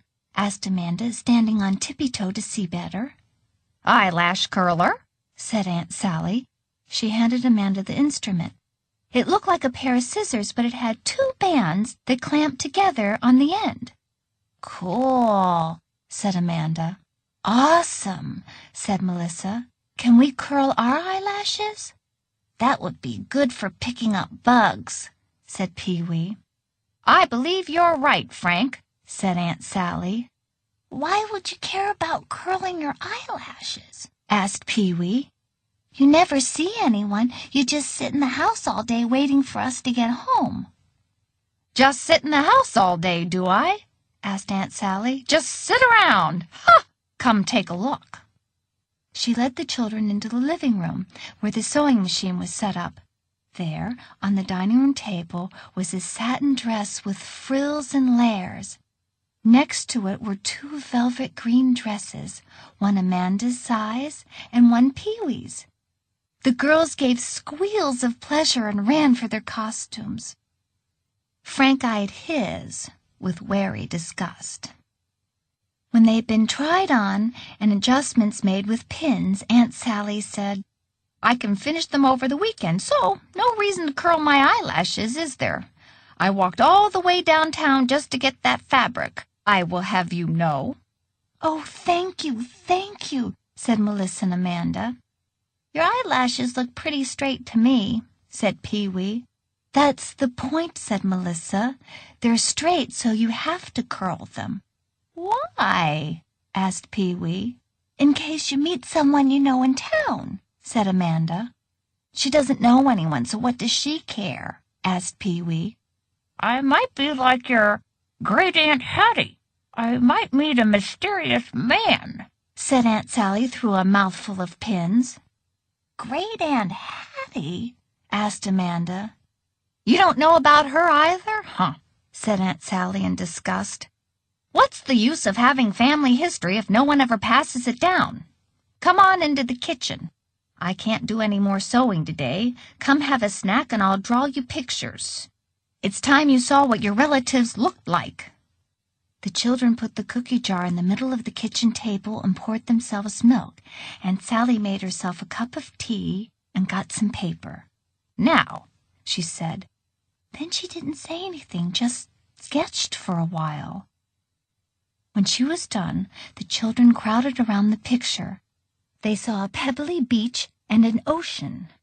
2 children stood on a path. "That's John and Edward," said Aunt Sally, "and that's me and Lila." "Was she a fat little girl?" asked Amanda in amazement, because now Aunt Lila was as lean as a bean. "No, not that one. That one was Fat Little Mean Girl. I'll tell you about her some day. The one next to me is Lila, and that's your daddy." "Hey, he looks like me," said Pee-wee. "Yes, he did, Frank, although he wasn't as devastatingly handsome. Now, over here is your Grandma Evelyn and your Grandpa Willie." "Grandpa was handsome," said Melissa. "Grandpa was very distinguished. And this wild-looking hulk of a gent was Great-Uncle Louis." "How come you put him hanging from that tall, tall tree by his knees?" asked Amanda. "Artistic license. That lady in all the chiffon layers is your Great-Aunt Hattie." "Who's the man on the rocks, the tiny, beautiful one?" asked Pee-wee. "Men can't be beautiful, Pee-wee," said Amanda scathingly. "Oh, I wouldn't say that," said Aunt Sally. "In fact, beautiful is exactly what that man was. He was the most beautiful man I ever saw before or since. He was small and elfin, with a shock of white hair, and a lovely, long, thin nose, and the nicest, kindest, deepest blue eyes I've ever seen. He was so beautiful, he was breathtaking. He was so beautiful that even though I was only 11, and he must have been in his 70s, I think I was a little in love with him. He was in love with your Great-Aunt Hattie, and if it hadn't been for him, she might have lived the rest of her life in a kind of stupor." "Who was he?" asked Melissa. "What are those 2 things on the path?" asked Pee-wee, still studying the picture. "They look like gravestones." "That's what they are, Frank. Those are the gravestones of Hattie's husband, Frank, whom I suspect you were named after, and her daughter, Caroline. That was a horrible story. Your Great-Aunt Hattie married late. Everyone said that she was going to be an old maid. She was not a particularly good-looking school teacher with a sour disposition and no use for men. She met Frank when she was almost past childbearing years and fell madly in love. They married and bought a cabin in the woods. Frank had a job at the mill and she quit teaching school. When she gave birth to Caroline, long past the point anyone thought a lady should be having babies, she was the happiest woman alive. I enjoyed Aunt Hattie myself. She said exactly what she thought, which didn't make her too popular with lots of folks, but I always thought she didn't care about anything at all except Frank and Caroline. After the baby came, Frank wanted to upgrade the cabin. It was pretty primitive, and he wanted to modernize it and put electricity in. Hattie didn't want to. She didn't think they could afford it yet, and she wanted to save up money so they could send Caroline away to college someday. Mostly girls in town married mill workers and had babies, but Hattie wanted more for Caroline, and she knew that meant a financial escape route. Frank thought the sun rose and set on Hattie. So he opened a bank account for Caroline, and that's where their money went. Hattie was perfectly content, for Caroline's sake, to live in a cabin without electricity or an indoor toilet. Of course, I think eventually, for Caroline's sake, they would have had to get an indoor toilet because, Lord knows, children will latch on to anything to tease another child.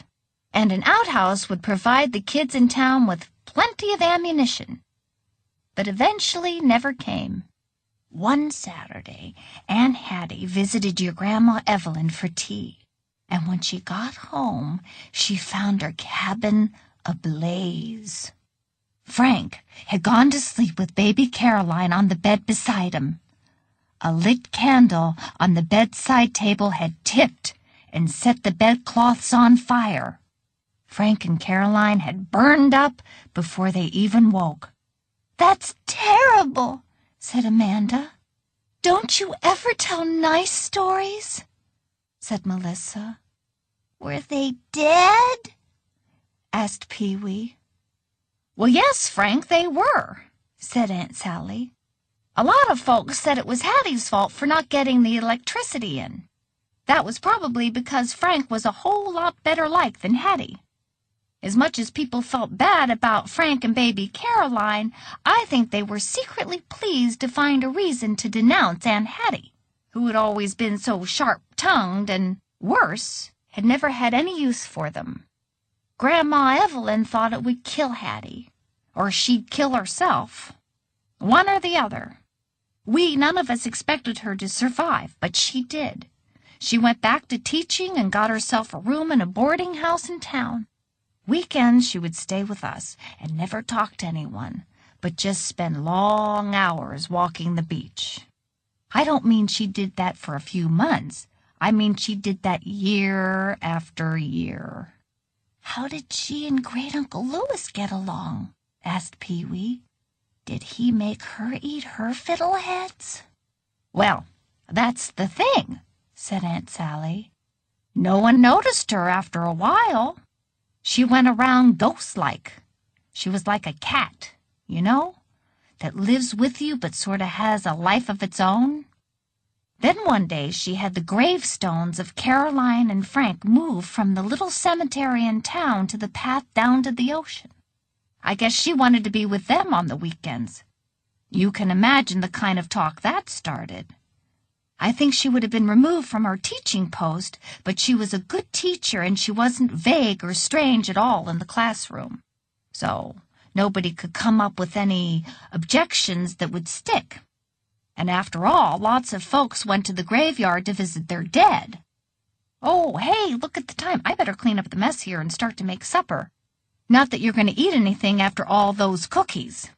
But your mother's written 6 o'clock dinner.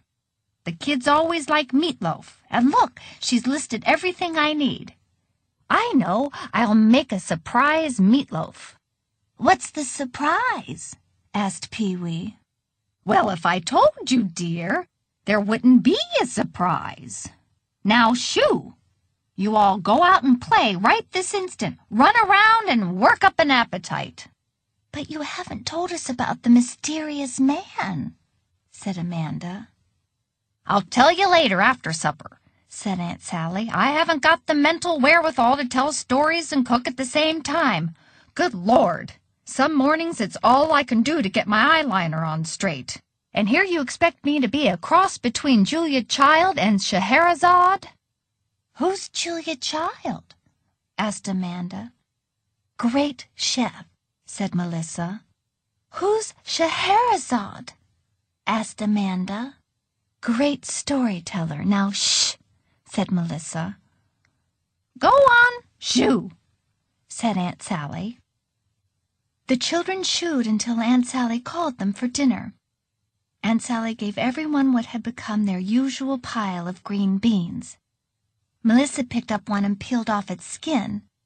Pee-wee built a fort out of his and ate it log by log. "Frank," said Aunt Sally, preparing to serve him a slice of meatloaf, "would you like an end, middle, or semi-middle? Every part of the meatloaf has a different surprise." "Okay, I'll have a middle," said Pee-wee.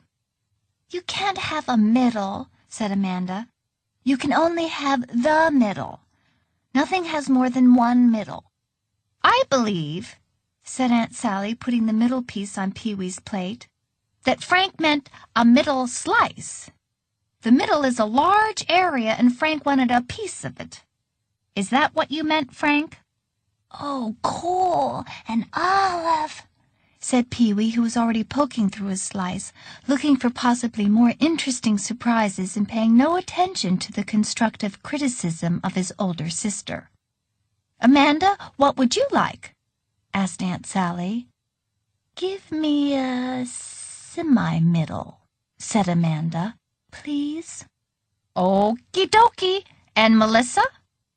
"An end," said Melissa. She took her plate and stared at it. "A hard-boiled egg?" "Surprise!" shouted Aunt Sally. "I got a cooked baby carrot in mine," said Amanda. "Isn't this fun?" said Aunt Sally. "Okay, someone select a piece for me, since I already know where everything is." "Take the other end," said Melissa. "I hope you don't get an egg, too." "Nope," said Aunt Sally, putting the end piece on her plate. "A smoked oyster. I had to open a whole tin of them to get one for the meatloaf. So, remind me to make smoked oyster dip to have with potato chips tomorrow." "Ugh," said Pee-wee. "Oh, no, Frank, oysters are delicious. Have you ever tried them?" "No, that's grown-up food," said Pee-wee. "Nonsense! Your aunts and uncles, when they were young, used to go down to the rocks and harvest oysters. Grandma Evelyn would fry them, and we'd put them on French bread and have oyster sandwiches. Now, that's comfort food. It was because of oysters that we found Aunt Hattie meeting the mysterious man.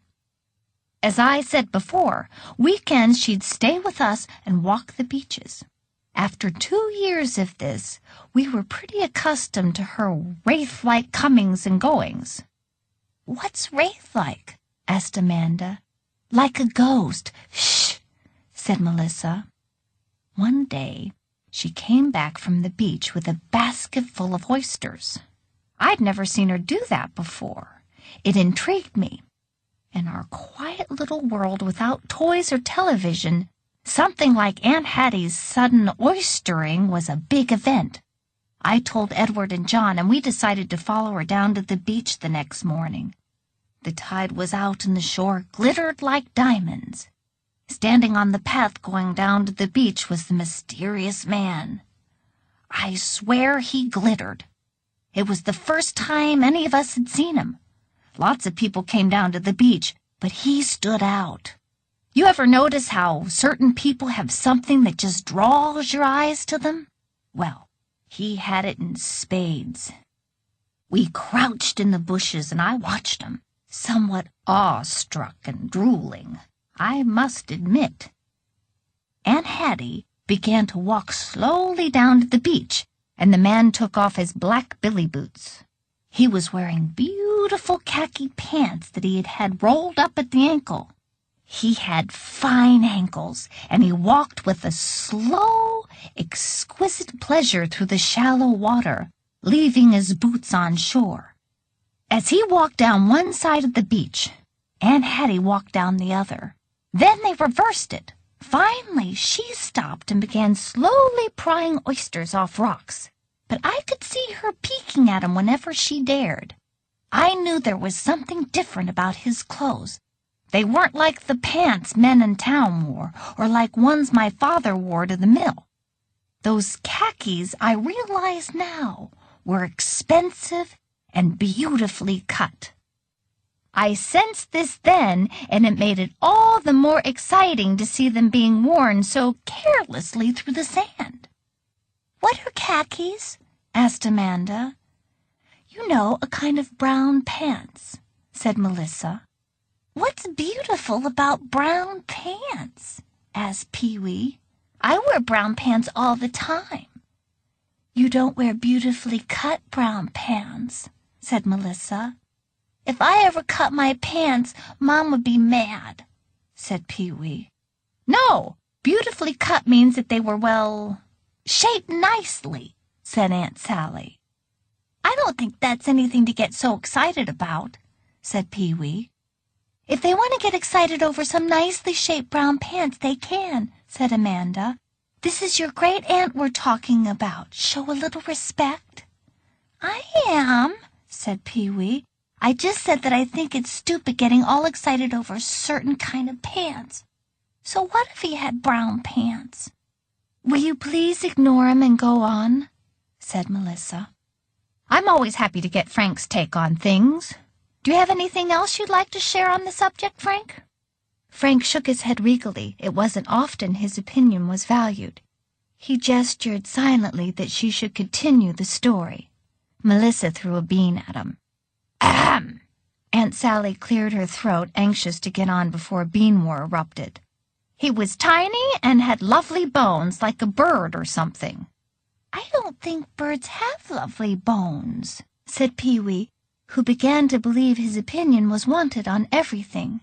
"Can I have more meatloaf?" "Certainly, Frank," said Aunt Sally, getting up and putting a piece on his plate. "Oh, yuck," said Pee-wee. "This piece has broccoli in it." "Another surprise," said Aunt Sally. "Well, maybe birds don't have lovely bones. I don't know how to describe it, but he sure had lovely ankles." "How can a man have lovely ankles? I think this is a stupid story," said Pee-wee. "Pee-wee, that's rude," said Melissa. "Yeah," said Amanda. "If everyone's finished, I'll get dessert," said Aunt Sally. "Wait a second. You have to finish the story," said Melissa. "Let's all clear the table, and I'll cut the cake, and I'll tell you the rest of it." When the dishes were in the dishwasher and everyone had slices of lemon cake in front of them, Aunt Sally continued. "I went down to the beach every weekend to watch Aunt Hattie and this gentleman. I'm afraid the boys agreed with you about the fascination of lovely ankles, Frank. So, after the first spying expedition, they found more interesting things to do. Aunt Hattie and the mysterious man were so aware of each other that they might as well have been two people alone in a small room. I don't think either one of them took notice of the ocean anymore. I tried to breathe quietly for fear any noise would break this spell. One weekend I heard Grandma Evelyn say to Aunt Lila, who was almost like her confidant, 'Have you noticed how Aunt Hattie seems happier lately? And how maybe finally after all these years she's getting over things?' That's how Grandma Evelyn always referred to it, getting over things. We are waiting for Hattie to get over things. Hattie will buy a house when she gets over things. Hattie will go back to church when she gets over things. Hattie will speak to us at dinner when she gets over things." I was always a little jealous of Grandma Evelyn's relationship with Aunt Lila, and I always thought they thought I was too much a harum-scarum tomboy to be included in these tete-a-tetes. So I marched in on this discussion and said importantly that I knew why Aunt Hattie was happier, and I led them down to the beach, where the atmosphere was, as usual, so thick you felt your own heart hammer faster sympathetically. Grandma Evelyn and Lila watched Aunt Hattie picking the oysters slowly off the rocks one by one, and the gentleman pulling his ankles slowly through the cold, clear water. And Grandma Evelyn said, "Well, I certainly never saw him before. Who is that man, Lila?" But Lila didn't know. Grandma Evelyn began to make it her business to find out. I'd catch her rocking with Lila on the porch, saying things like, "Well, he's not been staying at Lillian's B&B, and Janet at the market says he hasn't been in to buy anything." They didn't exactly keep all this a secret from me, but they didn't go out of their way to confide in me either. "That's kind of rotten," said Amanda. "Yeah," said Melissa. "You were the one who showed him the man to begin with." "Oh, well, this isn't my story anyhow." Hattie became more and more radiant on weekends. She even started speaking at the dinner table. This changed the dynamics of dinner time for a while. Great Uncle Louis was used to dominating the conversation with what us kids called his State of the Union address. Grandma Evelyn deferred to whoever was speaking. Grandpa Willie was a silent eater for the most part. We kids just wanted to eat and get out of there mostly, although we did hope Edward would take a dislike to another vegetable, because there is nothing like watching someone drop out of a third-floor window. But he never did. Great Uncle Louis had the floor unchallenged until Hattie started to speak, and when she spoke, it turned out that she thought Great Uncle Louis was an old windbag. This caused some considerable friction at the table, which all us children enjoyed immensely, with the possible exception of Lila, the sainted. When Hattie snorted and called Great Uncle Louis less a man than an excuse to keep up a mustache, Grandma Evelyn sighed and said, "We're so glad you're feeling better, Hattie." After dinner, as I cleared the table, I caught Grandma Evelyn saying to Lila, "Isn't it a shame that Hattie is too shy to speak to him and he's too shy to speak to her? I have pretty much made up my mind to go down to the beach and say something to him. Maybe I can get him talking to me and then draw her into the conversation in a natural way." I thought this was the dumbest idea I'd ever heard. I mean, when had Aunt Hattie ever been shy? If they were enjoying being aware of each other without speaking, why spoil it? I marched over and said this. But of course, no one paid any attention to me because I was just an 11-year-old tomboy. "I know how you felt," said Pee-wee. "How would you know?" said Amanda. "You're not 11. "You're only 6, said Melissa, "and you don't know anything." "Now hush," said Amanda. The next Saturday, after Hattie had left for the beach, Grandma and Lila and I followed her down. Grandma Evelyn was intent on speaking to the mysterious gentleman. We were all nervous. He was so beautiful and sparkling. I wondered if his voice would be beautiful and sparkling too. I was probably the most nervous since I'd watched him the longest. I wondered if talking to him would be like pricking a balloon with a pin and we'd see all the pretty air blow away. "Pretty air?" said Pee-wee. "How can air be pretty?" "It's a metaphor," said Melissa. "What's a metaphor?" asked Amanda. "It's something that's like something else," said Melissa. "I want some more cake," said Pee-wee. Aunt Sally cut more cake for everyone. "I was sweating," she continued. "I remember clearly cold, damp beads coming down my shirt because I realized I was going to meet the mysterious man. I wanted to, and I didn't." We got down to the beach and saw Aunt Hattie walking kind of distractedly. She had a self-conscious look as she shot surreptitious glances towards the various paths which the mysterious man might take down to the beach. Then she walked back. We stayed undetected on the path. For the first time, the mysterious man was missing. We waited, but he never came. So we left Aunt Hattie walking back and forth until finally she took off her shoes, lifted her skirt, and dragged her ankle slowly through the waves. We came down the next day, but he wasn't there. Then the weekend was over, and we had to wait for the next one. He never showed up the following weekend, or the one after that, or the one after that. He was gone. I don't understand, said Melissa. How could he have just left? Wasn't he in love with Aunt Hattie? Of course he was in love with Aunt Hattie. We all knew he was in love with Aunt Hattie. Well, what happened to him? Who was he? There's more to the story, isn't there? Asked Amanda. Nope, that's it, said Aunt Sally. Amanda and Melissa stared at her. You better get us some more cake, said Melissa. That's the most disappointing story I ever heard. Was Aunt Hattie devastated? Did she go back to not speaking to anyone? No, that's the funny thing of it. You'd think such a crushing blow would have been the final straw in what was turning out to be a pretty rotten life. But instead she perked up, and without giving any reason for her change of behavior, she did, as Grandma Evelyn kept predicting, get over things. She bought a house, joined some clubs, went back to church, took an interest in life, started speaking her mind in devil take the hindermost, and she stopped spending the weekend with us. She never returned to the beach. It's kind of, well, a disappointing end, isn't it? Said Amanda. I mean, what was the point? It was certainly anticlimactic, said Aunt Sally. But now, when I ponder the whole thing as a grown-up, I think of it more as Aunt Hattie's miracle. I think when Frank and Caroline died, something in Hattie died too.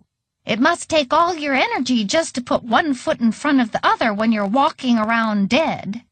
Then, when this mysterious man appeared on the beach, he saw something alive in her. And when she saw him, she saw it too. And she clung to that little piece of life even after he disappeared, like someone desperately hanging on to a branch over a raging river, hanging on and hanging on and hanging on until they can finally pull themselves to shore. But what happened to the mysterious man? Asked Amanda. Maybe he was her guardian angel, said Melissa, and he appeared just long enough to get her back on track. Maybe he met with a tragic accident going down to the beach that morning, said Amanda. Maybe a rogue wave got him, said Pee-wee. Yes, said Melissa, 15 minutes before Great Aunt Hattie came down to the beach. Why 15? said Pee-wee. Oh, for heaven's sakes, Pee-wee, said Melissa. It's just a number. How many minutes do you think it was? I don't know. I just wondered how come you said exactly 15, said Pee-wee. Maybe he was there on vacation, but he had to go home, said Amanda. He would have finally spoken to her, said Melissa. He would have asked her to come with him. Maybe his billy boot sprung leaks and he sank, said Pee-wee, giggling. That is exactly what your Aunt Lila and Grandma Evelyn and I did for months afterwards. We'd sit on the porch and drink lemonade and rock in the rockers and say things like, maybe he was hiking down from a cabin he just bought and got lost and is still wandering the woods. Maybe he went away to buy an engagement ring, and when he got back, Aunt Hattie wasn't taking her beach walks anymore. Maybe he died suddenly, leaving no identification or next of kin. Maybe he came down with a contagious disease and went away to be cured. And on and on and on. After I grew up, I'd sometimes phone your grandma and the conversation would begin. Maybe he ran out of those perfectly cut khaki pants and was waiting for a new shipment. And Grandma Evelyn would say, maybe he took the ferry to Vancouver to buy some and fell off the side and no one noticed. Do you and Aunt Lila still start phone conversations that way? Asked Amanda.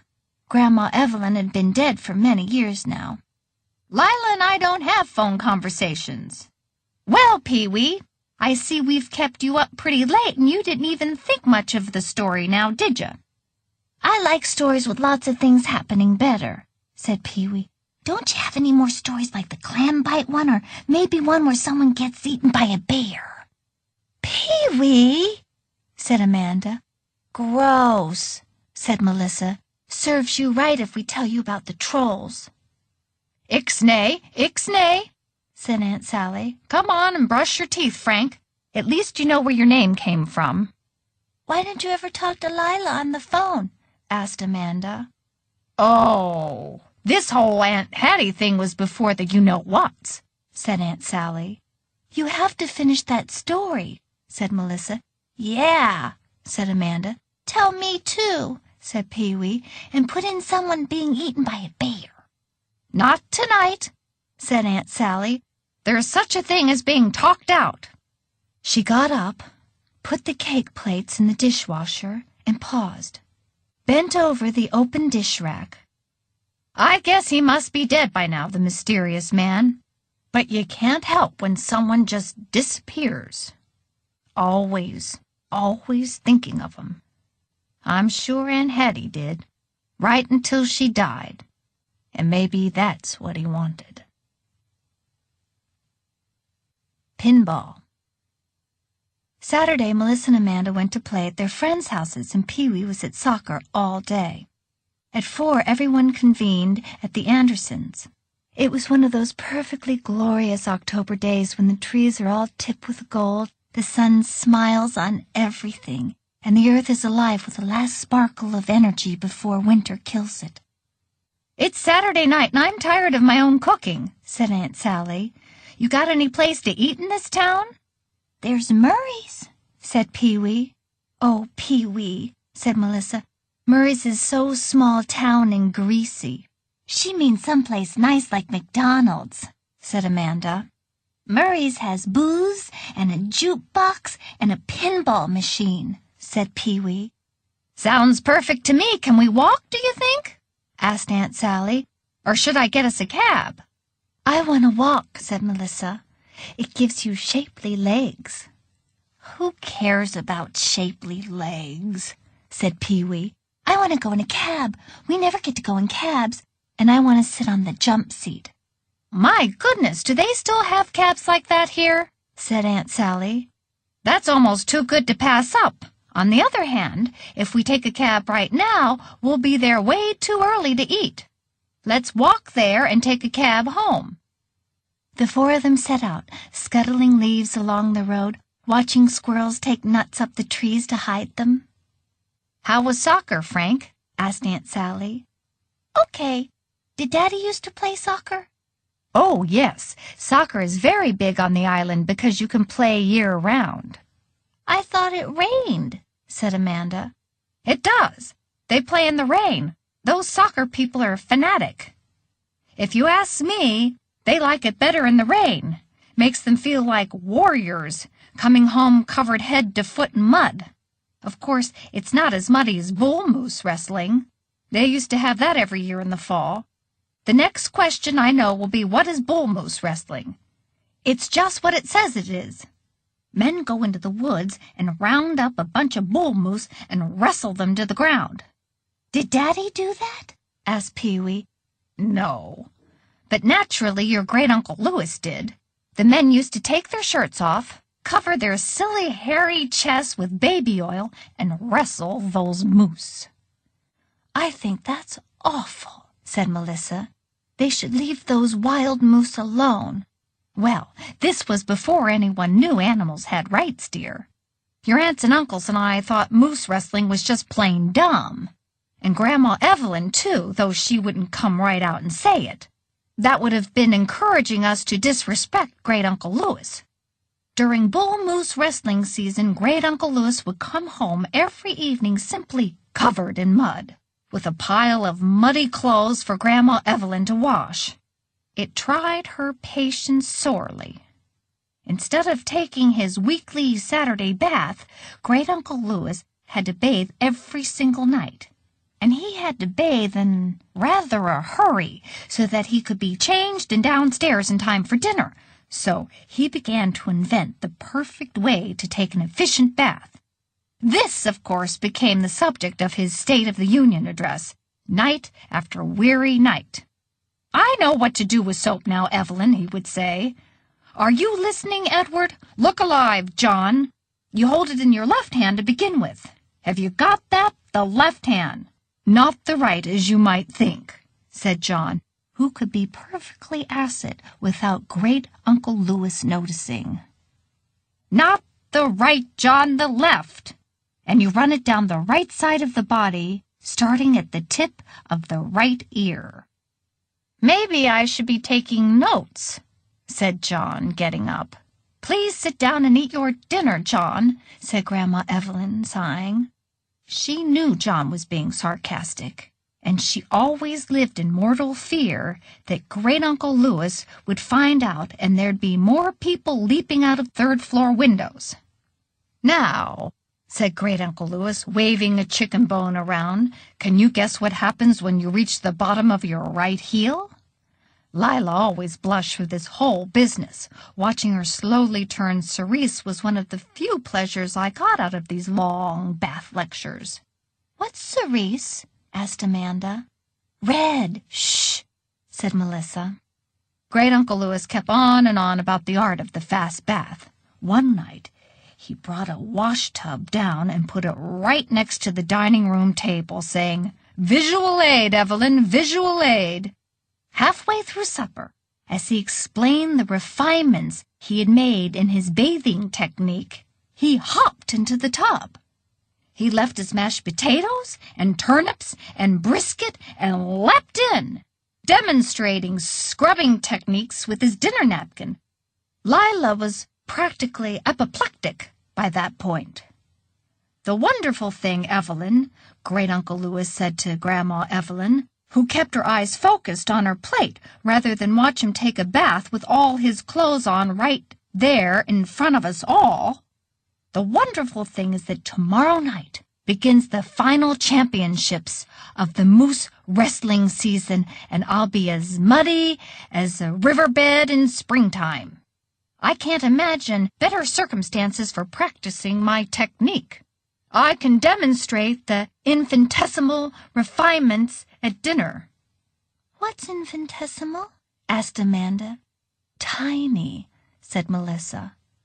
I think something in Grandma Evelyn finally snapped, because when we got home from school the next day, she informed us children that Grandpa Willie was working a night shift at the mill, so she was taking us out for dinner. "What about Great-Uncle Louis?" asked your daddy.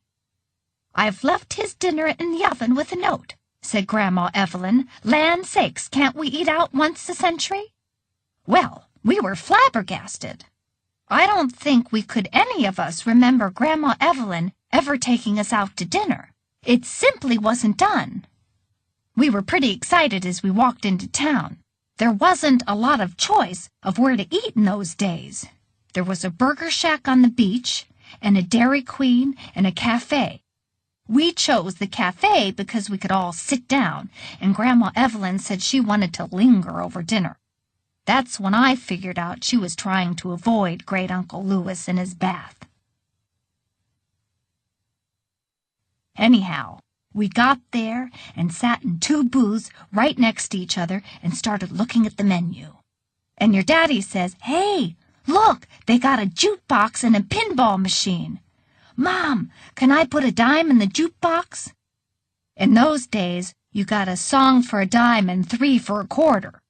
Grandma Evelyn, who was eyeballing the pinball machine, astounded us by opening her purse and passing us a quarter. We had a thoroughly satisfying argument over which 3 songs to choose and who got to drop in the quarter and push the buttons. We sat back down and returned to our menus, and then Grandma Evelyn said, "Children, before I order, I'm going to take this dime and play the pinball machine just once." If you told us kids that we were adopted, we wouldn't have been more surprised. Grandma Evelyn was an extremely practical woman. We never had any fripperies in our house. "What's a frippery?" asked Amanda. Beats me, said Melissa. Oh, you know, a la-di-da luxury. Not that Grandma Evelyn was cheap. She was as generous as she could be with the money that was around, which was practically none. And not that she didn't take any pleasure in stuff, but the kind of stuff we had pleasure in was library books and walking down to the ocean and trying to figure out what in the heck the grown-ups were up to. Pleasures that were free. We would have been surprised if Grandma Evelyn had bought us all a small toy at the drugstore or a new hair ribbon even. But to throw her dime away on pinball, and not even pinball for us, but pinball for herself. I guess when you got down to it, we had never seen Grandma Evelyn do something just for herself. We hung over her shoulder and stared, dumbstruck, as she dropped in her dime and the machine started whizzing. We'd never seen it played before, so we weren't sure what was going on with all the dinging and the banging and the numbers coming up on the board. Grandma Evelyn flipped flippers and pulled levers and pounded the side of the machine. It was worth more than a dime to see that. I never knew you played pinball, I said to Grandma Evelyn. Now don't go telling your father about this, said Grandma Evelyn sternly when she finished a game. Is that a good score? Asked John. Not too bad, considering I haven't played in years, said Grandma Evelyn, looking thoughtfully at the board. Play again, said us kids. Well, said Grandma Evelyn. She rooted through her purse until she found 3 more dimes. Just a couple of times before we ordered dinner, maybe. Can we play one game? Asked John. No, said Grandma Evelyn. She dropped the dime in and was in her own little world. I don't think she even knew we were there anymore. She played 2 more times. We were hungry and started edging back to the booths to order. Grandma Evelyn joined us, flushed and smiling. I doubled it, she said triumphantly. We sat down, and we were about to ask for our cheeseburgers, onion rings, and milkshakes when Grandma Evelyn says to the waitress, Miss, could you give me some dimes for these? She handed the waitress $2. Sure thing, said the waitress. You want to order now? Maybe a bit later, said Grandma Evelyn. She began by letting each of us kids play one game, and then she took back the machine and went at it, hammer and tongs. People watched her from their booths as they ate their dinners. She gripped the machine with total concentration, never even noticing when Edward, who had gotten bored, went to do one of his jop ratings. What's that? Asked Amanda. Edward's hobby in those days was rating public bathrooms. He recorded everything in a notebook and called it his jop rating. We never knew what jop stood for or meant. He knew all the gas station bathrooms and on Saturdays would go into town, ask for the key, and update the ratings. He kept the notebook in his back pocket, and no matter where we went, was forever delaying us by finding and inspecting the washroom. I don't know what he rated, the towels and the toilets for cleanliness and stuff, I guess. It always seemed to take him an eternity. He'd come out making check marks and writing down numbers and announce a .5110 or something, and we'd all go, "Oh, good, Edward, that relieves our minds considerably," or something equally sarcastic. As a family goes, we could be quite sarcastic, at least when Grandma Evelyn didn't put a lid on it. Anyhow, Edward goes off happy as a pig in a puddle because he has a new bathroom to rate. Grandma Evelyn keeps changing bills into dimes, and we're all getting hungrier and hungrier, wondering just how much longer she plans to keep this up before we can order. I begin to worry privately that she might be spending our dinner money. Bills are flying out of her purse like confetti. Just as I'm thinking that this is taking Edward much too long to rate the bathroom, the waitress comes up and taps Grandma Evelyn on the shoulder and says, "Excuse me, ma'am, but do you have a son named Edward?" "Uh-huh," says Grandma Evelyn, who can't be bothered with offspring right now. Well, he seems to be trapped in the bathroom. Come on! Come on! Come on! Says Grandma Evelyn, pounding the machine and flipping flippers. Ma'am, he can't get out, says the waitress. No, he's just raiding it. He'll come out when he's ready, says Grandma Evelyn. Bingo, bingo! She's been yelling this excitedly every time the ball does what she wants. No, he can't, apparently. He's been yelling through the door for the last half hour. Seems he's locked the door and then he's stuck his hand in the towel machine and now he can't get his hand out. Well, unlock the door, screamed Grandma Evelyn, who wasn't paying much attention and was in such a frenzy that she was screaming everything now. We can't. We don't have a key, screamed the waitress back. What do you mean you don't have a key? How do you usually get people out when they've trapped themselves in the towel machine? Yelled Grandma Evelyn, still dropping in dimes and pushing buttons. The situation has never come up before, yelled the waitress right back. Well, for heaven's sakes, pick the lock. Take the door off the hinges. Must you bother me with every little detail? Screamed Grandma Evelyn. He seems rather frightened, said the waitress. Wouldn't you like to talk to him? No, I wouldn't, said Grandma Evelyn. Can't you see I'm on a roll? In the end, they had the fire department in to take down the door because none of the women working in the cafe knew how to take off a door hinge. Grandma Evelyn didn't even notice the firemen coming through in their uniforms with equipment and axes. Somewhere in the middle of this rescue operation, she ran out of dimes. She not only ran out of dimes, she ran out of all the money in her purse. So she sat down. It was at this moment that Edward arrived, rather shaken, in the arms of a fireman.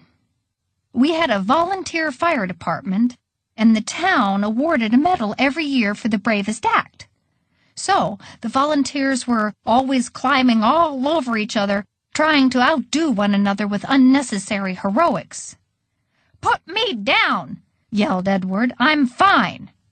Might be smoke damage, said the fireman. There wasn't even a fire, said Edward. The fireman couldn't refute this, so he finally had to drop Edward, at which point Edward finally did suffer a casualty, landing with a thud on his tailbone, which became tremendously bruised and bothered him for years afterwards. How long did you plan to abandon me there? Said Edward, who was simply furious at us all. Before we could answer, the waitress returned and said icily to us, Would you care to order now? Grandma Evelyn looked in her purse and said, Perhaps another time, and shepherded us outside, where she explained she'd spent all her money on pinball. We trudged the long way home in darkness, with everyone's stomach growling. Just what were you doing with your hand up the towel machine anyway, Edward? Asked Grandma Evelyn with mild curiosity. I was trying to ascertain just how many towels were left. It's part of my rating, said Edward. Well, if that isn't stupid, said Robbie. I'll have you know I always check the towel supply, and this is the first time I've been trapped by the machine. It does not bode well for its rating. It does not bode well at all, added Edward darkly. No one asked Grandma Evelyn where our dinner might be coming from that evening.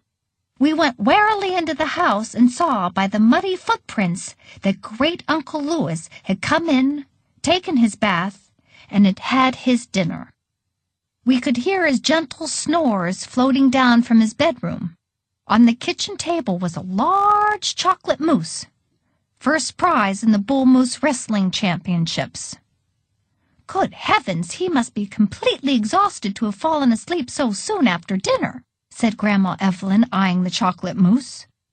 All this moose wrestling has tired him out. We sat down at the kitchen table, by tacit agreement, broke up the chocolate mousse, ate the whole thing, and never, to this day, mentioned the pinball incident to another soul. Murray's appeared around the bend, Melissa, Amanda, Pee-wee, and Aunt Sally sat down and ordered cheeseburgers and onion rings and milkshakes. When the waitress had set the food before them, they lifted their cheeseburgers and said, "To Grandma Evelyn." "To Grandma Evelyn," said Aunt Sally solemnly. "And may there be Pinball in heaven." Maud, who shot 80 cougars. All Sunday, the children made the most of Aunt Sally. She finished their Halloween costumes, proved a tireless player of cribbage, and I doubt it, and read Mrs. Piggle Wiggle stories out loud, using just the right expression, and never put a lid on the cookie jar. She was, all in all, the most satisfactory grown-up the children had ever known. At dinner time, as she took the fragrant pot roast and the ubiquitous green beans off the stove, the children sighed. "I can't believe you have to go tomorrow," said Melissa, stretching and yawning in a Sunday evening way. "Yeah, you have to tell us at least one more story," said Amanda. "You have to finish the troll story," said Melissa.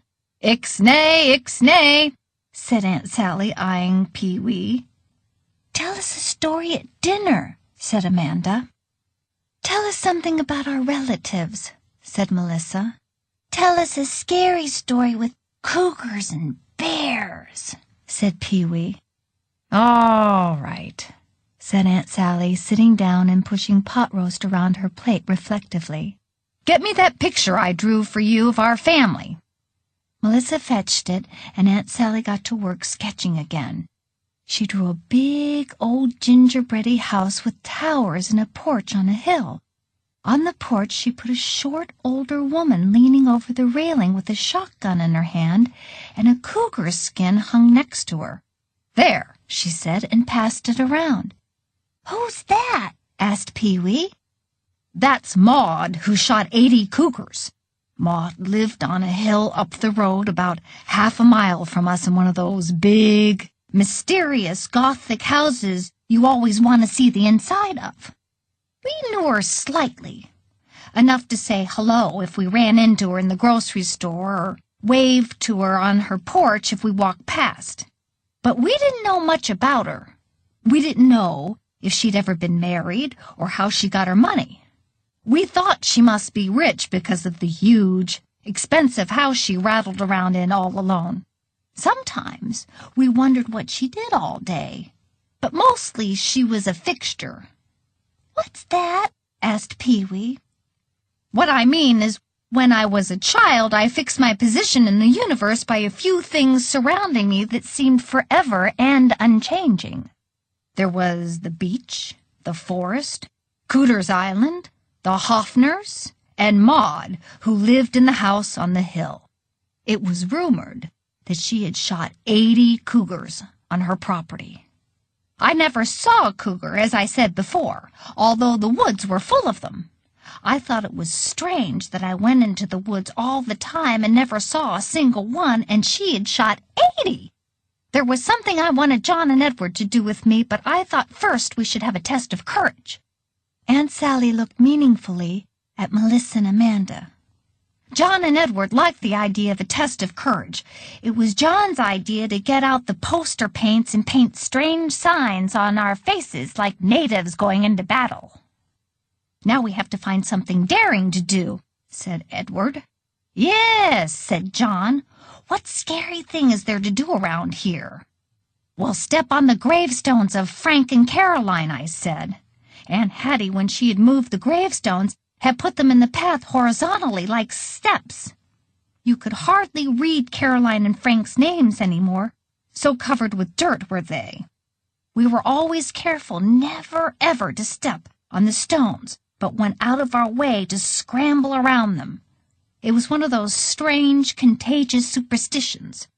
Edward and John agreed that breaking such a profound taboo would be a good test of courage. We painted our faces with thick yellow lines and painted red arrows on our noses. Then we went down the path and stepped right in the middle of the gravestones. We were all terrified for the week that followed. When nothing dreadful happened to us, it was quite a letdown. We need another test of courage, I said. It was a Saturday, and we were hanging around, climbing trees, and having stone-skipping contests. Let's knock on Maud's door and ask her if she really shot 80 cougars. John and Edward thought this was a fine idea. We decided it would be more daring if we spied on her first. After all, we might as well make a day of it. We walked up the road, climbed the side of the hill to the back of her house, and peeked in all her windows. She had heavy, dark old furniture and a lot of gilt-edged mirrors and doilies everywhere. It looked like a museum. John decided we should climb up the porch side to the roof and peek into the second-story windows. We were going from bedroom to bedroom when Maud stuck her head out a window and said, "Just what do you think you're doing?" This was a pretty good question. This was such a good question that Edward almost fell off the roof trying to think of an answer. He was hanging from a finial when he finally blurted out, "Did you really shoot 80 cougars on your property?" "Good heavens, is that it?" said Maud, who'd opened the window, climbed out on the roof, and was making her way over to Edward. "Try not to break that finial, boy. It's so hard to get the darn things repaired these days." "What's a finial?" asked Melissa. "It's this kind of pointed thing they have on old houses, sort of a decoration." It was really good of Maud to come out on the roof. She was late middle-aged, heading for old, and rather large, cumbersome, not humongous, and one could tell that the roof wasn't her natural habitat. She shuffled unsurely over to Edward, got hold of his belt, and pulled while he scrambled to get one leg back up over the side. They heaved together until finally he was out of danger. Then we sat there, breathing hard for a few minutes. "Would you like to come in?" asked Maud finally.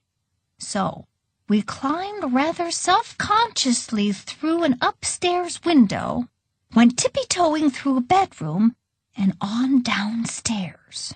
I kept nudging the boys and pointing because there were cougar skins everywhere, over banisters, stretched above fireplaces, and placed as hearth rugs before them. "Did you shoot all these?" asked Edward. "Well, they didn't die of old age," said Maud.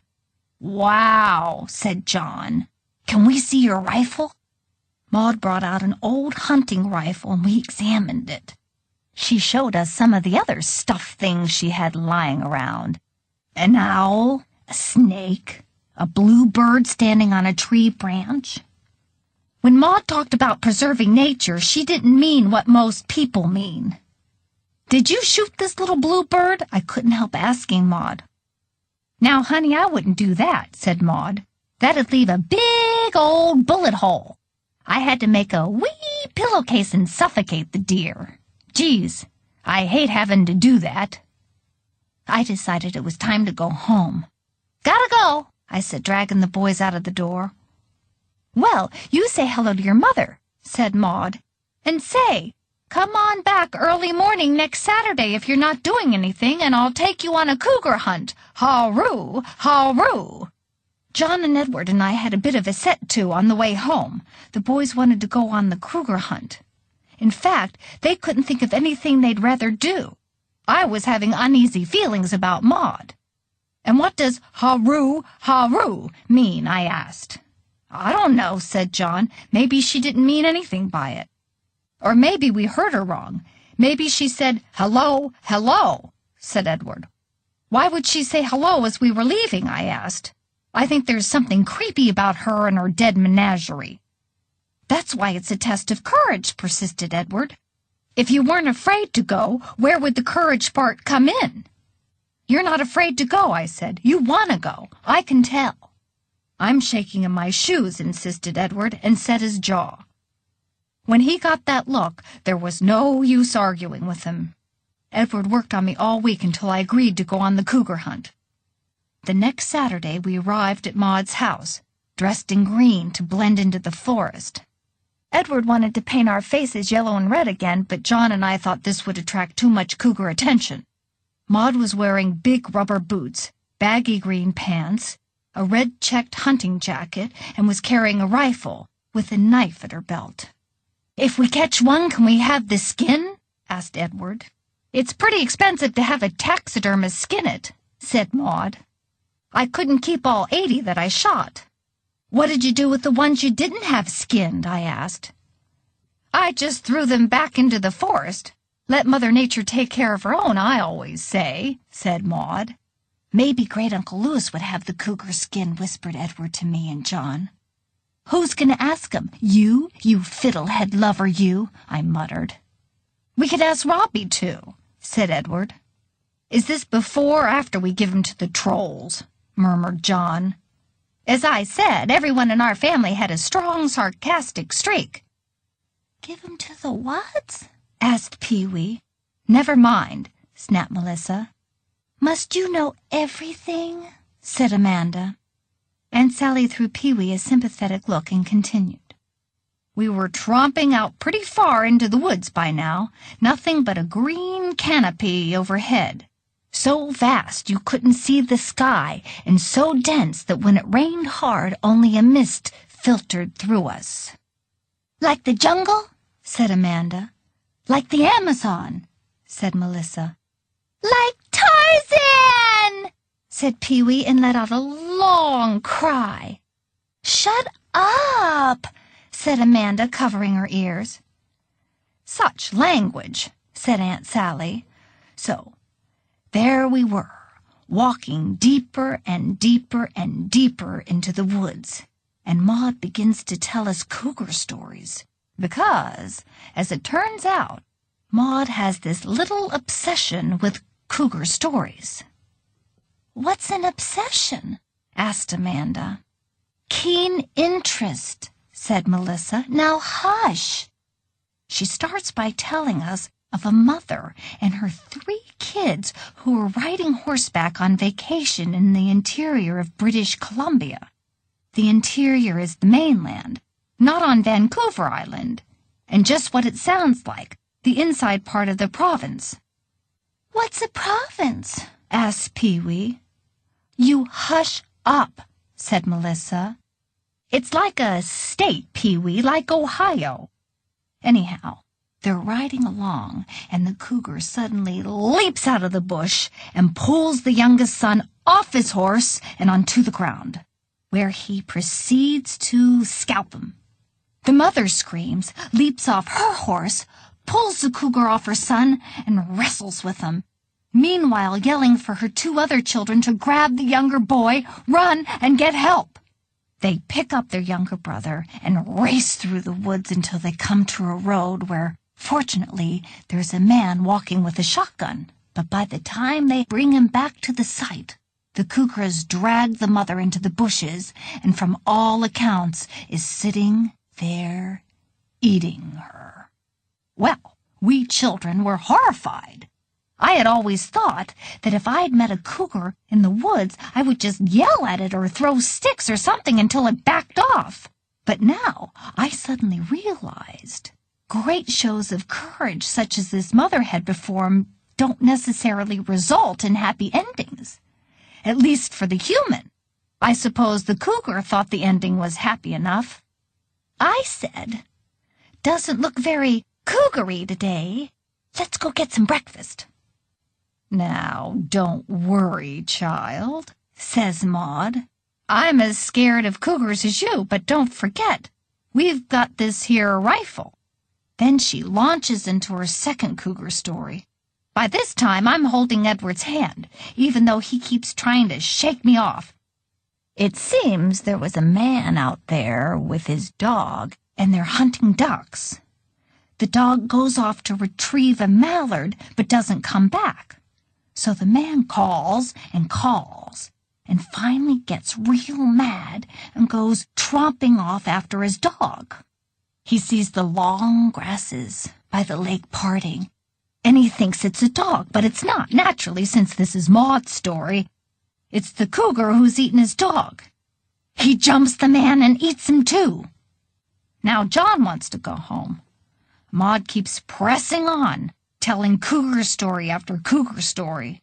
None of them end with the cougar getting shot and stuffed, which, judging by the stuffed cougars you see in town, clearly happens on a regular basis. Nope. In Maud's story, the cougar always wins. Maud rested for a minute on a fallen tree, and we thought with relief that she might be turning around for home. Instead, she told a story of a family of 12 who went into the woods and were all found dead and eaten by an entire family of cougars or something. Even Edward wants to go home now. I've pretty much stopped listening to the stories, and I'm trying to recite the alphabet backwards in my head, which is what I do when I don't want to think about something horrible that is happening. Please, please, I say to Maud, please, let's forget the whole thing. I don't want to be eaten by a cougar. When suddenly, Maud fires off a shot. There's one, she cries, and goes racing down the trail after it. There's nothing to do but follow her. We know that it would be sheer folly to turn tail and run back to the house. We'd be easy prey for the cougar, and Maud has the gun. So we jog behind her, with me praying that she's as keen a shot as she seems to be. Pretty soon she points the rifle up a tree and lets off another shot, but nothing drops. Looks like he got away that time, she says, but you tykes don't worry, he's still out there, like as not circling us, ready to attack from any side at any moment, as soon as we let our guard down. Beef jerky, anyone? Needless to say, none of us felt like a chaw of beef jerky, so Maud shrugged and had a bite herself, and we continued walking, with Maud jauntily slinging the rifle over her shoulder. Don't you think you ought to have that thing at the ready? Asked John. Goodness, no, might shoot it off by accident and hit you, or Edward, or Sally. So we kept going, John and Edward and I, craning our necks, looking for the cougar. We took turns suggesting that we head back, but Maud just kept singing this little ditty that went, "Going on a cougar hunt, hurroo, hurroo." Finally, when our nerves are stretched about as taut as they'll go, Maud suddenly swings her gun around and lets off a shot. I'm happy to see that she can have the thing cocked and fired in less than a second. A squirrel drops from a tree. 81, she says exultantly. Edward and John and I look at each other. Who is going to say it? Maud, I said finally, that's a squirrel. I don't think she paid a bit of attention. She just picked up that dead squirrel by its tail and heaved it into the woods. Can we go home now? We asked, but Maud is paying no attention. She's walking merrily along, chewing on her beef jerky, carrying the rifle jauntily over one shoulder. We're still not sure if Maud has seen a cougar or not. The fact that she thinks the squirrel she shot was one does not bode well. We are still on the lookout for cougars when she fires again. Something big is racing through the woods towards us. John and Edward and I try to climb on top of each other all at once. Don't shoot! Don't shoot! The figure cries, but Maud hauls off and shoots anyway. Agh! We hear, and a man comes racing through the trees to us. Maud has grazed his shoulder, and there is blood dripping out of his shirt. 82! Yells Maud. 82 what? Shrieks John in exasperation. Maud, that's the mailman. You shot Mr. Henderson, the mailman. For God's sakes, Maudie, put the gun down, says Mr. Henderson. Well, Hank, fancy meeting you here, says Maud. Just out bagging a few cougars. Say, is that blood on your arm? Better get home and have Lillian put a compress on that. Mr. Henderson, who hasn't been mortally wounded, only scraped, goes off clutching his shoulder and muttering. By this time, Edward and John and I aren't afraid of cougars, but we're simply terrified of Maud. We're worried that if we turn around and run, she'll shoot us, screaming, 83, 84, 85. Edward mutters, I'm amazed she's only up to 80 after all these years. Maud doesn't hear him because she's busy singing, Going on a cougar hunt, hurroo, hurroo, with breaks now and then to bring down birds, tree branches, chipmunks, and sleeping raccoons. She's got the count up to 90 when she decides to call it quits and we head back, whistling through the woods. "We bagged a few today, didn't we, kids?" she says. "Won't you come in for some eggs?" We say, "No, thank you," and head on home. Aunt Sally stood up and stretched. And that's the end of the story. "I think after that I'd never step into the woods again," said Amanda. Aunt Sally smiled and looked off a long way. "Oh, yes, you would, Amanda. Some day you must come and visit me. You have no idea how beautiful those woods are, how large the stillness, like a great peacefulness extending over the land. Now, who's for some ice cream?" Fat Little Mean Girl. At bedtime, as Aunt Sally tucked in Pee-wee and Amanda and Melissa hung around the door, Pee-wee said, "Tell us the rest of the story from the picture." "But, Frank, I've told you all the stories," said Aunt Sally, smoothing his covers. Said Pee-wee. "You haven't told us the story of Fat Little Mean Girl." "Yeah, that's right," said Melissa, coming in and sitting on the floor. "Tell us now," said Amanda, joining her. "But it's Frank's bedtime," said Aunt Sally, "and tomorrow is a busy day. Your parents get home, and you have school. You all need your sleep." "You have to tell us now," said Melissa, "because tomorrow you leave." "Please," said Amanda. "Please," said Frank. "All right," said Aunt Sally. "And put a bear in the story, too," said Pee-wee. "I don't put things in my stories," said Aunt Sally. "I tell you the facts, the bare facts, the whole facts, and nothing but the facts. Fat Little Mean Girl lived a short hike from us. Her father was a manager at the mill. Fat Little Mean Girl and Lila were in the same class, and Fat Little Mean Girl would come over to our house, hoping to play with Lila, and Lila generally would if she wasn't busy. But if she was busy, Grandma Evelyn used to try to make me and the boys play with her. We couldn't stand her, and, as I'm sure you know, there's nothing like being made to play with someone to make you despise them all the more. Sometimes, Fat Little Mean Girl's mother would walk her over. Her mother was roughly the size of a football stadium herself. And there must have been some deep, dark secret about her, because John and Edward and I would frequently catch Aunt Hattie and Grandma Evelyn whispering about her after she had left. Now that it's too late, I wish I'd asked Grandma Evelyn what the deep, dark secret was. She might not have told me when I was a child, but certainly when I was grown up she would have. So let that be a lesson to you. Ask your parents all these questions before it's too late. And what they won't tell you about your family, I will. Anyhow, occasionally I would get dragged over to Fat Little Mean Girl's house to play with her and Lila. Because she was so mean, she was generally awful to me once I got there and would go off with Lila and leave me alone in her room. She had a huge room, and it was just full of every conceivable prop for playing.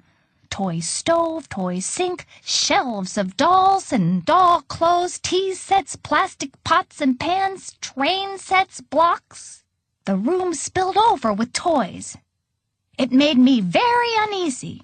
It made me think there must be something terribly wrong going on in a house where grown-ups felt they had to cater to a child so extravagantly.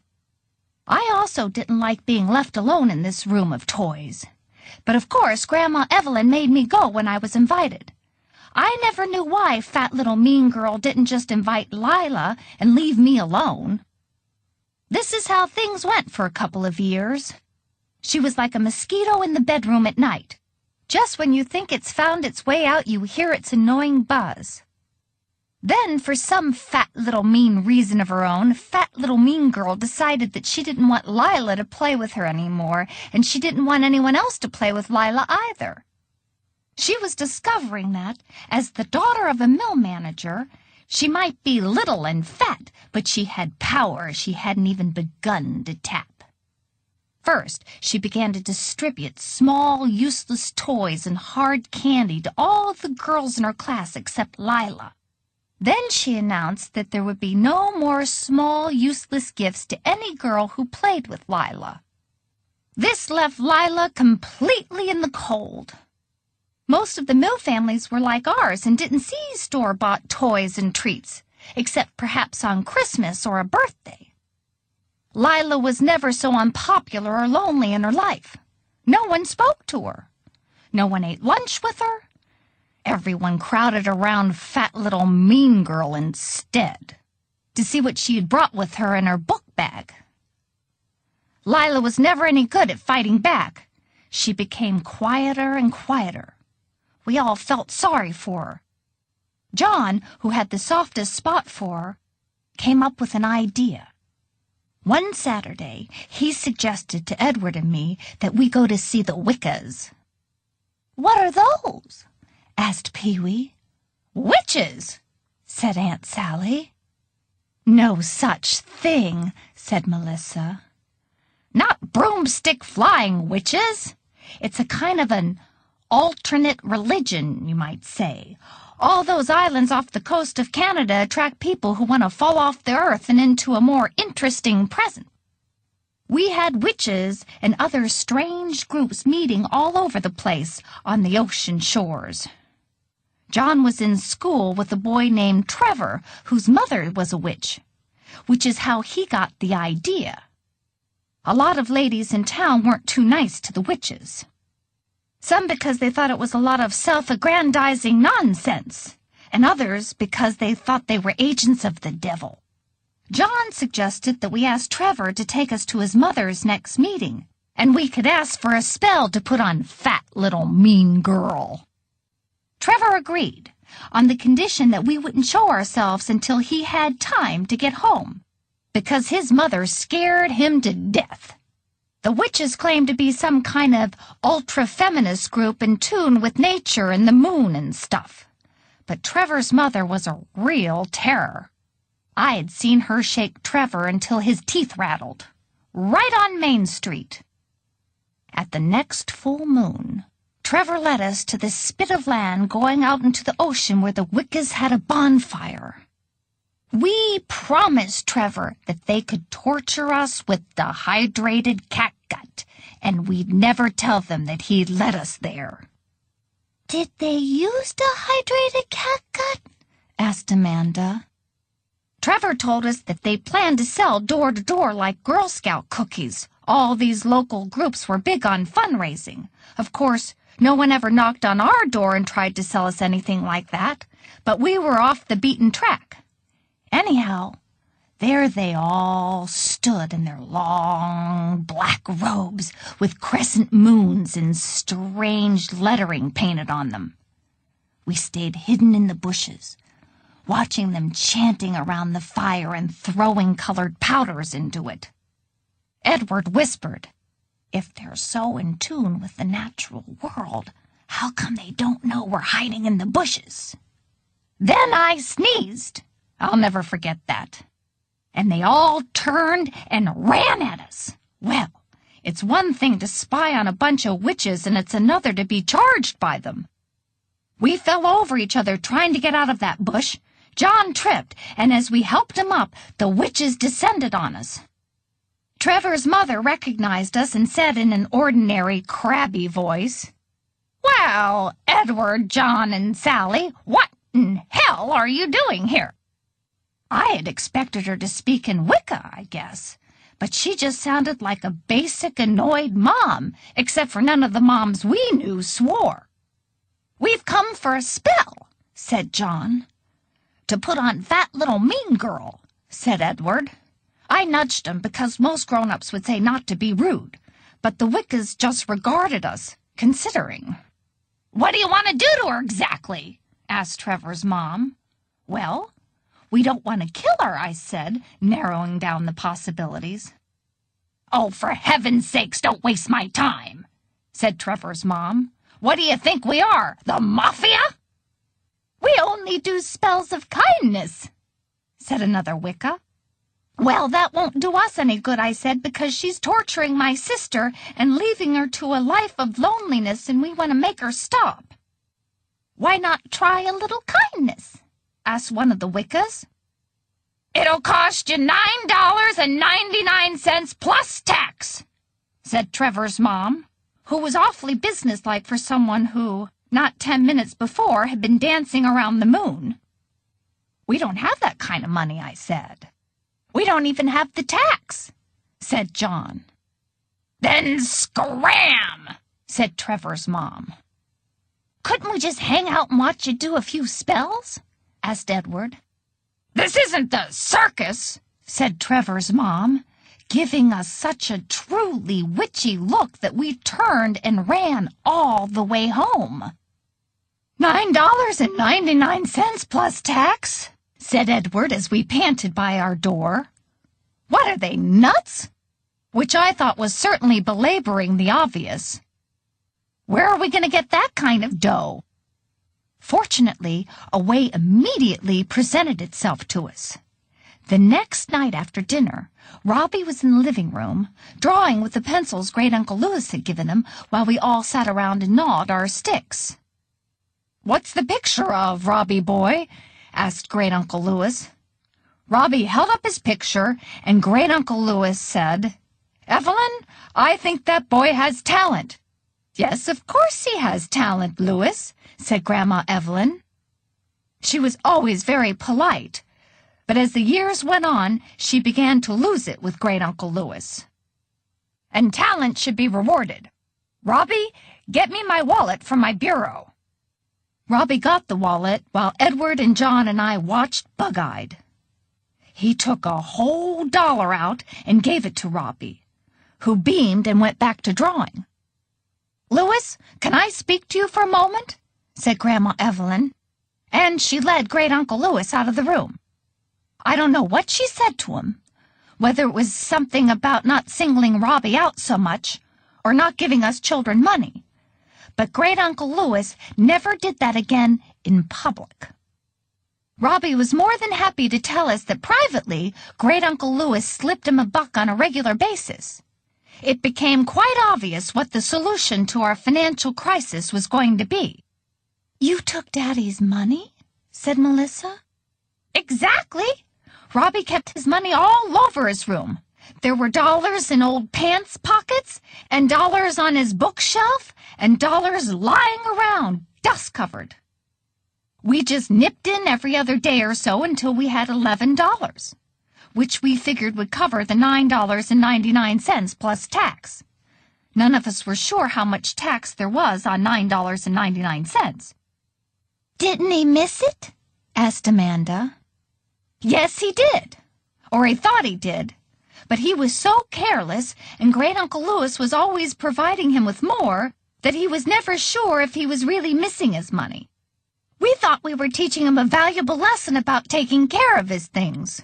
He was trying to save up for a pony, so we figured we were also teaching him about realistic expectations. "Like we try to improve Pee-wee," said Melissa. "Precisely," said Aunt Sally, but Melissa thought she gave her a funny look. It wasn't at all sympathetic. When we had our $11, we asked Trevor when the next Wicca meeting was. It turned out they met at full moon. So we waited for the next one and went down to the ocean. We gave them the $11, and then they gave us a vial of red powder. "Do we get any change?" I asked. "What is this? Myers Cash and Carry?"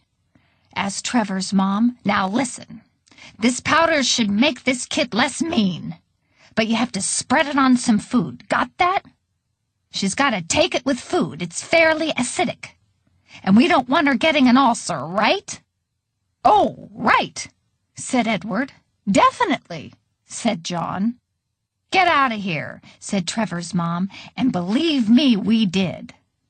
The next day, we put some red powder on our lunchtime chocolate chip cookies. It was the ultimate sacrifice, but we had to save Lila. Then we gave the cookies to fat little mean girl, who was so mean she didn't even say thank you, but just scarfed them down. We waited to see if she would turn nice, but she didn't. She was just as fat and mean as always. "Now what do we do?" I whispered to Edward. "There's nothing for it but to give her the rest of our lunch, too," said Edward. "She's obviously so mean that she needs a bigger dosage. A huge dosage." "But can we get her to eat all that?" asked John. "We have to try," I said desperately. We took our sandwiches and apples and dusted them with the red powder and offered them to Fat Little Mean Girl. Well, she wasn't called Fat Little Mean Girl for nothing. She inhaled that food like dust up a vacuum. But it didn't make her any nicer. She was just as fat and mean as ever. So we took up a collection. We got people to give us discarded crackers and cheese, chips, candy. Edward went about saying, "Alms for the poor, alms for the poor." John sprinkled powder on the food, and Fat Little Mean Girl ate it. It was incredible. Whatever you gave her, she unquestioningly consumed. It got to be kind of fascinating after a while. But she wasn't getting any nicer, and we were getting desperate. Lunchtime was almost over. Just as the bell rang, we started to walk defeatedly up the playground hill to the school door.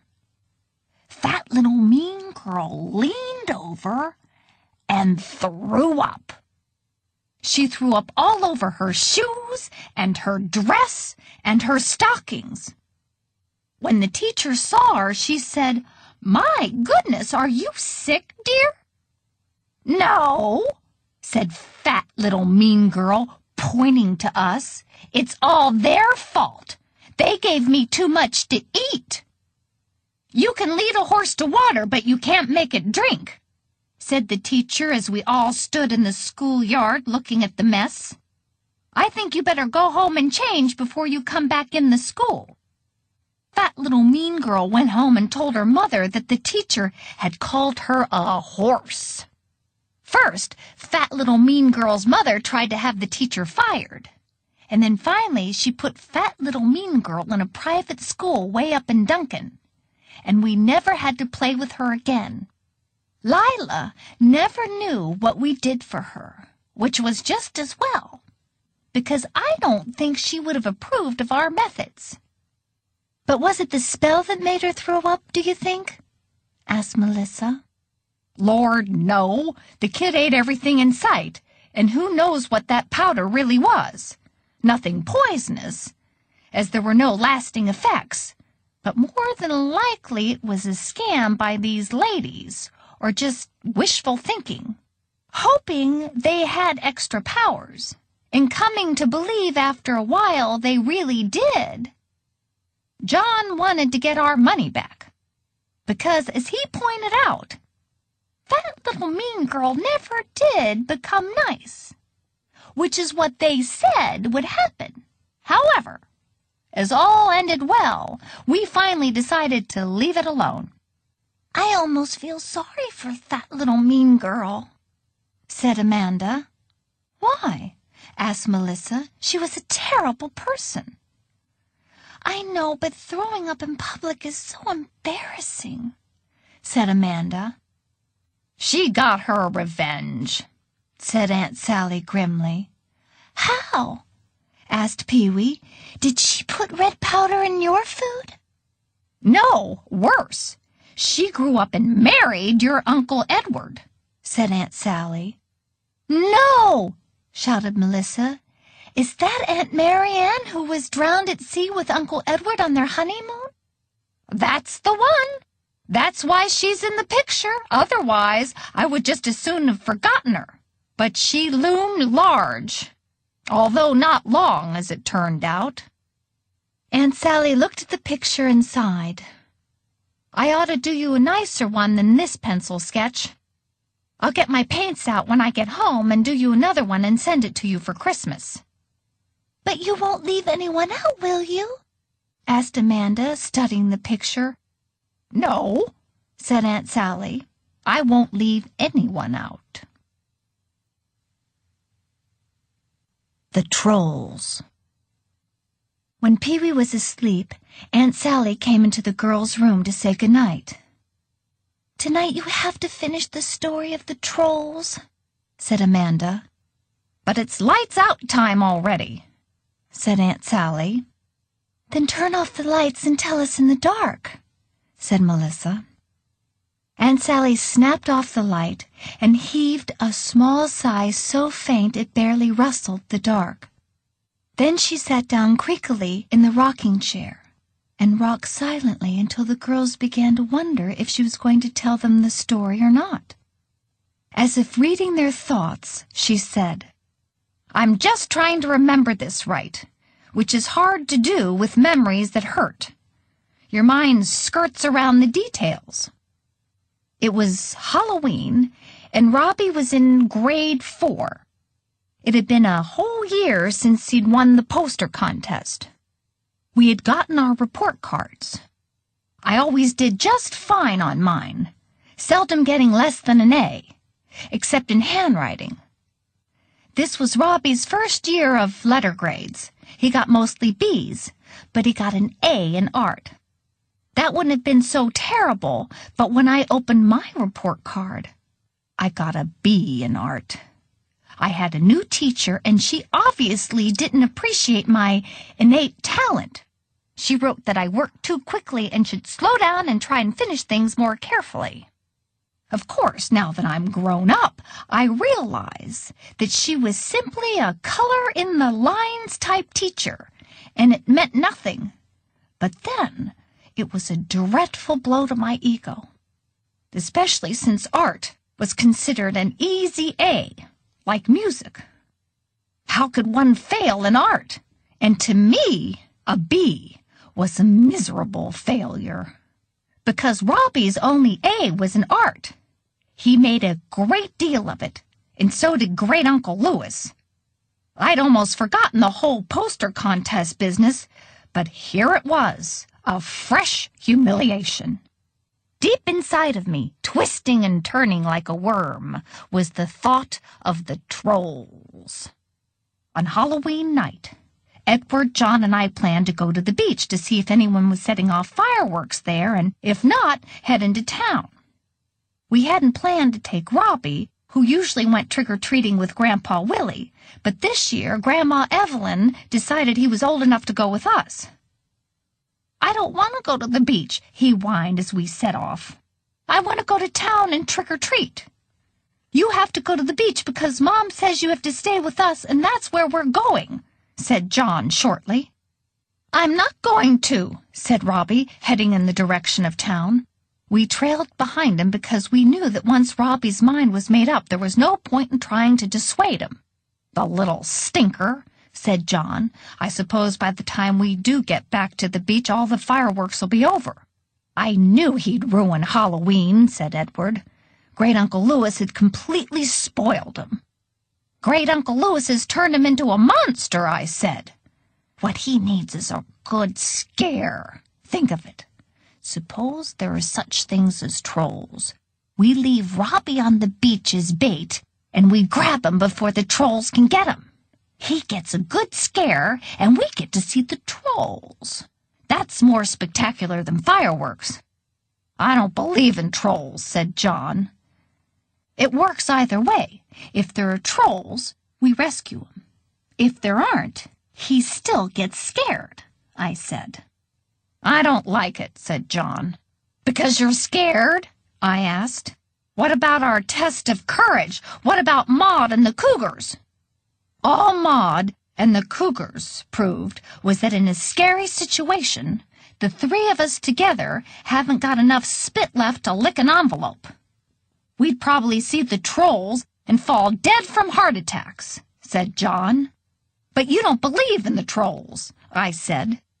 "Hurry up," yelled Robbie, who was still marching ahead of us. We followed him limply around town, trick-or-treating. We could hear the sound of fireworks going off everywhere and knew that soon they would be finished, just as the trick-or-treating trickled to a few older children like ourselves. "I'm tired. I want to go home now," Robbie announced. He had led the way the whole time, with the three of us ignominiously following in his footsteps. We could hear fireworks going off in the park. "Let's just go check out those fireworks," said Edward. "No, I want to go home. I don't like fireworks," said Robbie. "Listen, we followed you. The least you can do is go to the park for 10 minutes for us," said John. "I'm tired and I want to go home," said Robbie. He charged ahead. John wanted to grab his arm and drag him back to the park, but every time we tried to catch up, Robbie ran ahead. Finally, the sound of whizzing and banging ceased, and we knew it was over for another year. "Thanks a lot, Robbie," called John. Edward had been suspiciously silent through all this. Now he called, "Robbie, I'll give you all my chocolate bars if you go down to the beach with us." Robbie stopped and turned around. "And then we go right home?" "Yes, if there are no fireworks," said Edward. "If I have to stay and watch fireworks, I want all of John's chocolate bars, too," said Robbie. "No," said John. "You can have all mine," I said quickly. "Well, all right," said Robbie, and let us catch up to him. We walked down the path to the beach. The tide was changing, and the waves were crashing in. It was a dark night, with only a thin sliver of moon and a misty rain beginning to fall. The wind down by the ocean whistled loudly through the trees. "There's no one down here," yelled Robbie over the sound of the waves. "I want to go home." "There is someone down here," I yelled back, yanking at John's and Edward's sleeves, indicating that it was time to make our move. "There's the trolls, Robbie!" The three of us turned around and ran up the path as far as the gravestones. Then we stopped and giggled, expecting to hear Robbie crying and calling from the beach. But the beach was eerily silent, except for the roar of the waves. "Ah, we ought to go get him," said John. "He just acts that way because he hates being the littlest. This is mean." "Yeah, all right," said Edward, but I still think it served him right. We started walking back down to where we had left him. I felt a kind of delicious freedom, as though this twisting and turning worm I'd harbored for so many months had finally been released. I knew a mean act shouldn't make one feel so good, but it was completely liberating, like being let out of a plastic bag and allowed to breathe again. It was with a light-hearted step that I approached the rocks where we left him. But when we got there, he was gone. "That little jerk," muttered Edward. "Robbie, come out. It's time to go home." He still didn't appear. "This isn't funny," I called. "Mom's going to be mad if we don't get home soon." "Come on! We're sorry! You can have my chocolate bars, too!" yelled John. We stood there for some minutes yelling until it occurred to us that Robbie really wasn't there. We clung to each other, and I realized that if I was too terrified to be alone on the beach, Robbie must have run home immediately. "Oh, this is great," said John. "If he's wandered into the bush, he could be lost entirely." "But he knows the paths home," I said. "He wouldn't be so stupid as to go off the paths, would he?" "I don't know. We better get Mom," said John. And he began to run back up from the beach. I volunteered shakily to stay rooted on Caroline's and Frank's gravestones and continue to call Robbie's name in case he wandered close enough to hear it. Edward and John ran home. I had never really believed in the trolls, but as I sat there, in the cold, niggling at the back of my mind was the thought of hulking forms shambling along the beach and taking Robbie away forever. It had been what I had wanted. I had simply wanted Robbie gone. Now he was. Soon, Grandpa Willie and Uncle Louis came down. Grandma Evelyn was in the house waiting for the Royal Canadian Mounted Police. John, Edward, and I were sent home, and when the RCMP arrived, they organized search parties. We saw the lights in the woods for the next 2 hours. And finally, Great-Uncle Louis found him and brought him home. Grandma Evelyn put Robbie to bed. Edward and John and I hung around nervously, waiting for someone to yell at us when Robbie spilled the beans about what we had done. But Robbie didn't say a word, which was most unlike him. Grandma Evelyn and Grandpa Willie served sandwiches and coffee to the search parties, and at last everyone went home, and we all went to bed. The next morning, when we compared notes, Great-Uncle Louis said he had found Robbie being carried off by the trolls, and as soon as they put him down and turned their backs, he had scooped him up and run off with him, with the heavy-footed thud of the trolls' feet behind. Grandma Evelyn said that wasn't amusing, that Great-Uncle Louis was either delusional or heartless, and she sent him packing. She said it had been the worst scare of her life, and she had no patience with anyone who could tell her such a thing. We never saw Great-Uncle Louis again. Robbie never told Grandma or Grandpa that we had left him on the beach for the trolls.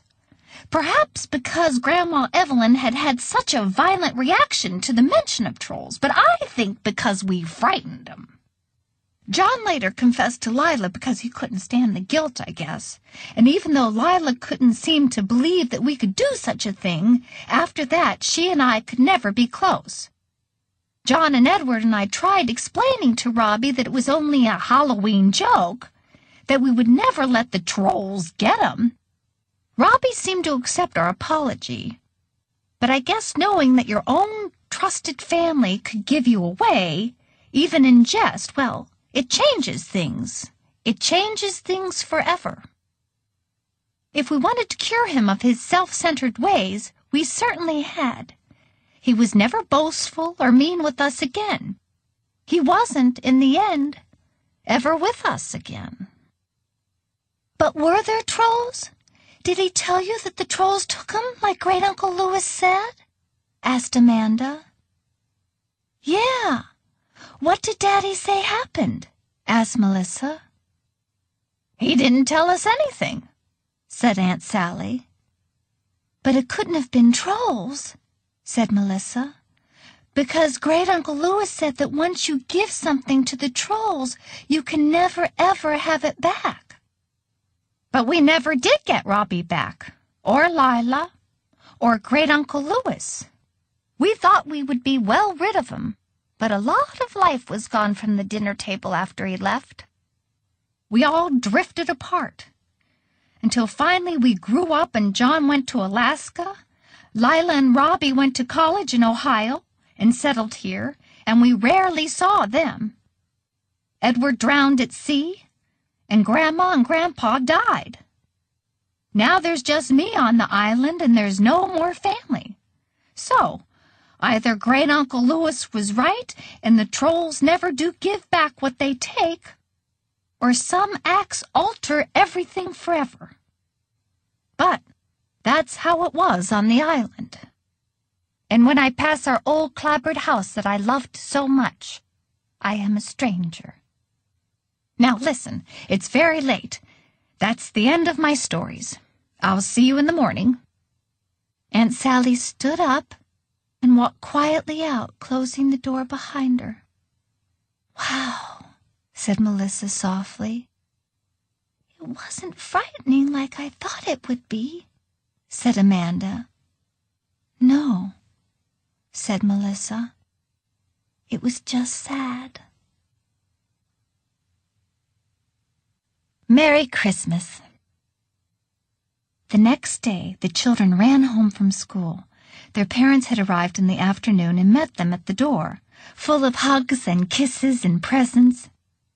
There was lots of excited chatter all through dinner, and then it was time to take Aunt Sally to the airport. He never looks at her, whispered Melissa to Amanda when they were getting on their coats to go to the airport. "I know," said Amanda.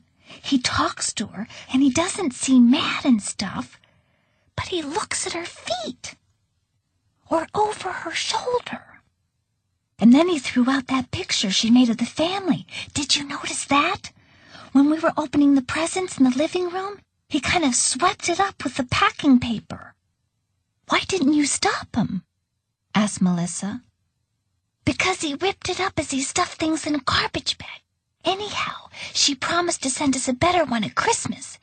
Doesn't it seem strange to think that Daddy and Robbie in the stories are the same?" "Girls, come on!" called their mother from the driveway. They grabbed their coats and joined Aunt Sally in the back of the van. "You have to visit us again soon, doesn't she, Daddy?" said Melissa, holding Aunt Sally's arm. "Mm-hmm," mumbled their father, backing out of the driveway. "Or perhaps our next family vacation will be to Vancouver Island," said the children's mother. "Wouldn't that be nice, Robbie?" "Doris, see if you can wipe off the inside of the windshield. It's fogging up again," said their father, passing her a Kleenex. At the airport, goodbyes were said, and the ride home was unusually quiet. "It was a cool tree house she built me," said Pee-wee. "And nobody could eat a bean like her," said Amanda. "Daddy, were there really trolls on Vancouver Island?" asked Melissa. "What trolls?" said their father. "Doris, did you unpack my gray sweater? I haven't seen it since I've been home." Later in bed, Melissa said, "Well, he didn't say there weren't trolls. How much of those stories do you believe? She made them seem so real when she was here, but they couldn't actually have gnawed on sticks, could they?" "I can't get the mysterious man out of my head," said Amanda. "What if he's still alive somewhere?" "She never said if Aunt Hattie was dead. Maybe they're in some nursing home together." "No, I'm pretty sure she did say Aunt Hattie was dead." "Do you think her gravestone is on the path by Caroline's and Frank's? That would be so neat." "Do you know where I think the mysterious man is?" "Where? With Elvis?" The next 2 months were busy, ordinary months with school and violin and soccer, and Aunt Sally's stories began to seem far away. Then it was Christmas vacation. The day before Christmas, a package arrived from Vancouver Island. "Well, my lands," said their mother. "What is this? From Aunt Sally to you children. Isn't that nice?" The children crowded around her and opened it. It was a large frame painting, exactly the same as the sketch she had done. She hadn't left anyone out. In fact, had added something. "Hey!" said Pee-wee. "Look, she put us in the picture." There the three of them stood at the top of the hill overlooking the ocean, wearing their Halloween costumes. Melissa was dressed in her ruffled stepmother dress. Amanda was in the velvet stepsister dress, and Pee-wee was dressed as a ghost. Melissa turned to Amanda and said, "How did she know?"